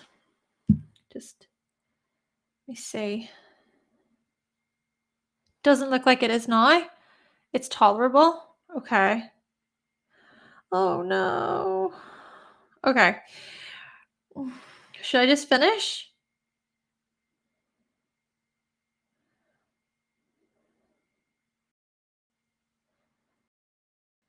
Okay, thank you. Thank you so much. Okay, I'm going to finish then on Pisces. As soon as it does, just like say cut or something in the comments. And you know, if it is really choppy for a lot of you. Yes, you probably got that. You probably received that in your reading. I do apologize for that, and it's just something I can't really control right now. But that's the thing about the internet. It's just so unpredictable. Okay, so let's go on for Pisces. Thank you so much for your patience, Pisces. So basically, this full moon is going to happen in your fourth house. So I want you to think back to May 2022, because this is when you set new intentions to do with things like well, your living situation. Maybe some of you have moved or relocated over the past few years or over the past 18 months, or perhaps there's greater conversation about the types of places you would like to live in or the places you would like to move to, or possibly looking at educating yourself within the comforts of your own home. Okay, so furthering yourself in terms of research, information, and as well, I would say perhaps having like important conversations with family members about how you feel or about your own emotional needs as well. And being quite like adaptable and flexible with family members, being able to sort of switch up how you approach things, how other people within the home approach things. So, yes, setting new intentions to do with family, home, where you live, property, housing, all of these types of areas, and also setting new intentions to do with your emotional needs, privacy as well, and maybe even having greater curiosity toward these very areas, which of course can suggest change in this way.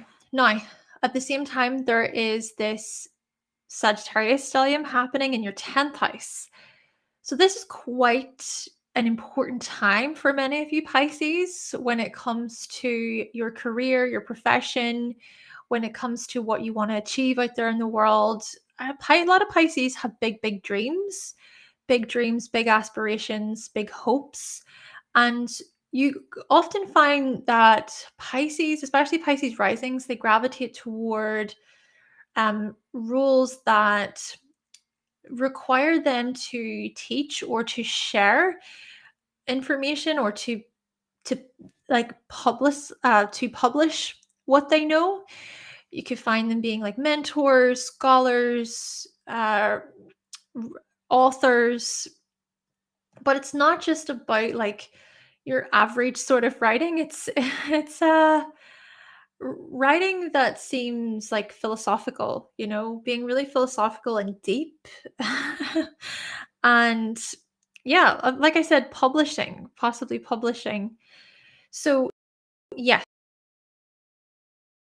all of this is to say here, Pisces, that there's a lot going on there in your 10th house, and you may very much be seen and recognized for your wisdom and for your knowledge. Well, being in your fourth house is going to bring clarity when it comes to your living situation or reaping words to do with your housing or property. And so it's so annoying. So I was going in a certain way from the other signs, but because there was a break, things are a little bit back to front, but it's okay. We're going to get through this. Hello, Brianna. Welcome to you. I missed you last time, so it's good to see you. So yeah, things are a little bit reverse, but here we go. Yeah, the full moon as well for you Pisces, I think can help any significant emotional shifts that can support you moving forward, and possibly as well looking at reaping rewards to do with how you articulate yourself. But again, it's all about your safe space. It's all about your home and your private environment, your private world here. And maybe this is about self-recognition, or this is about more of an internal experience for you. Okay. So with that being said, with the T-square, so we've been talking about this T-square in mutable signs, and it can just be where so many of us are feeling scattered, restless, nervous, anxious. There's this apprehensive energy in the air. There's this irritable energy. It's just like, impatience, or um, being non-committal perhaps as well, and just being scattered, right? A little bit scattered, a little bit all over the place. So for you, Pisces, this could be where you feel quite scattered and all over the place, especially when it comes to this whole juggling act of, well, your professional life and what you want to achieve in the world versus how it is that you attend to your emotional needs versus how it is that you show up within your family and home. But the focal point for you is through this Saturn energy in your first house. So this is quite big for you, Pisces, because Saturn is in your sign. And Saturn did enter your sign back in March 2023. Then there was the retrograde from 7 degrees back to 0 degrees. So as Saturn is direct and it's starting to travel back over those degrees again, I think that what this is indicating is you just saying, oh my gosh, right, this is what I have learned so far about my emotional boundaries, about my sense of integrity, about my sense of self respect, how I respect myself, how I respect my body, how I respect my autonomy.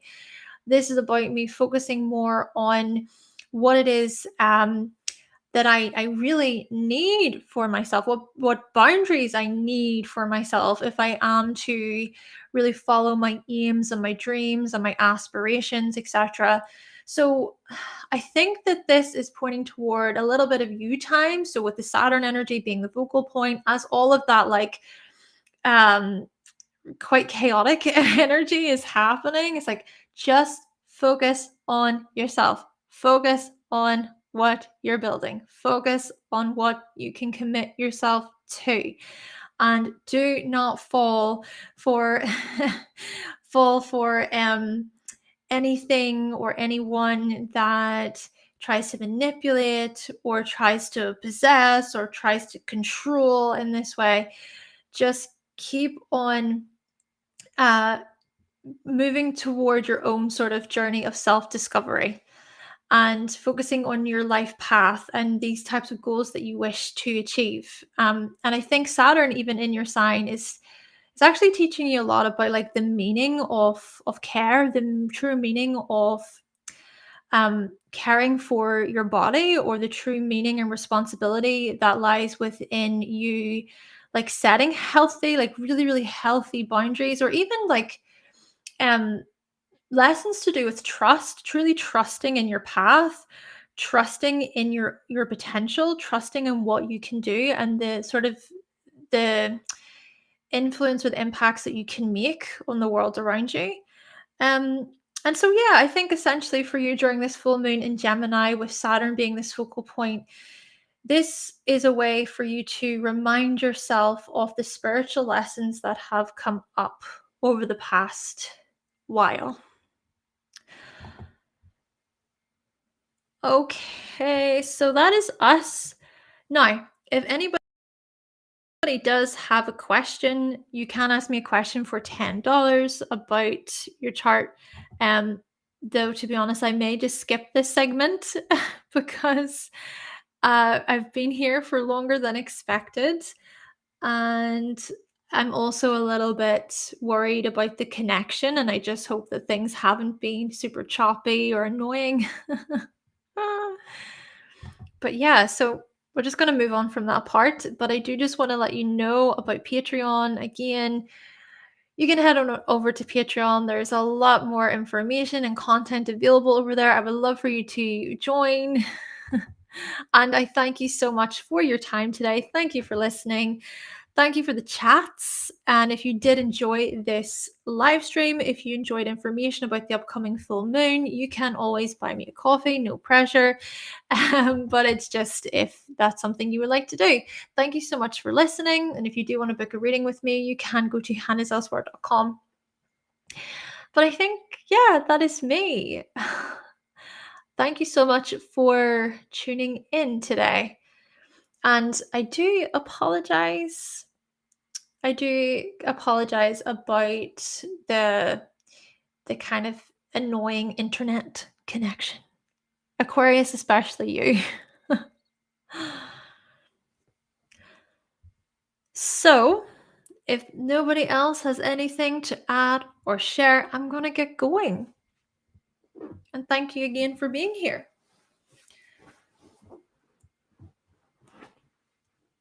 Right. Okay, I am going to get going then. I hope you have a lovely rest to your day, everyone.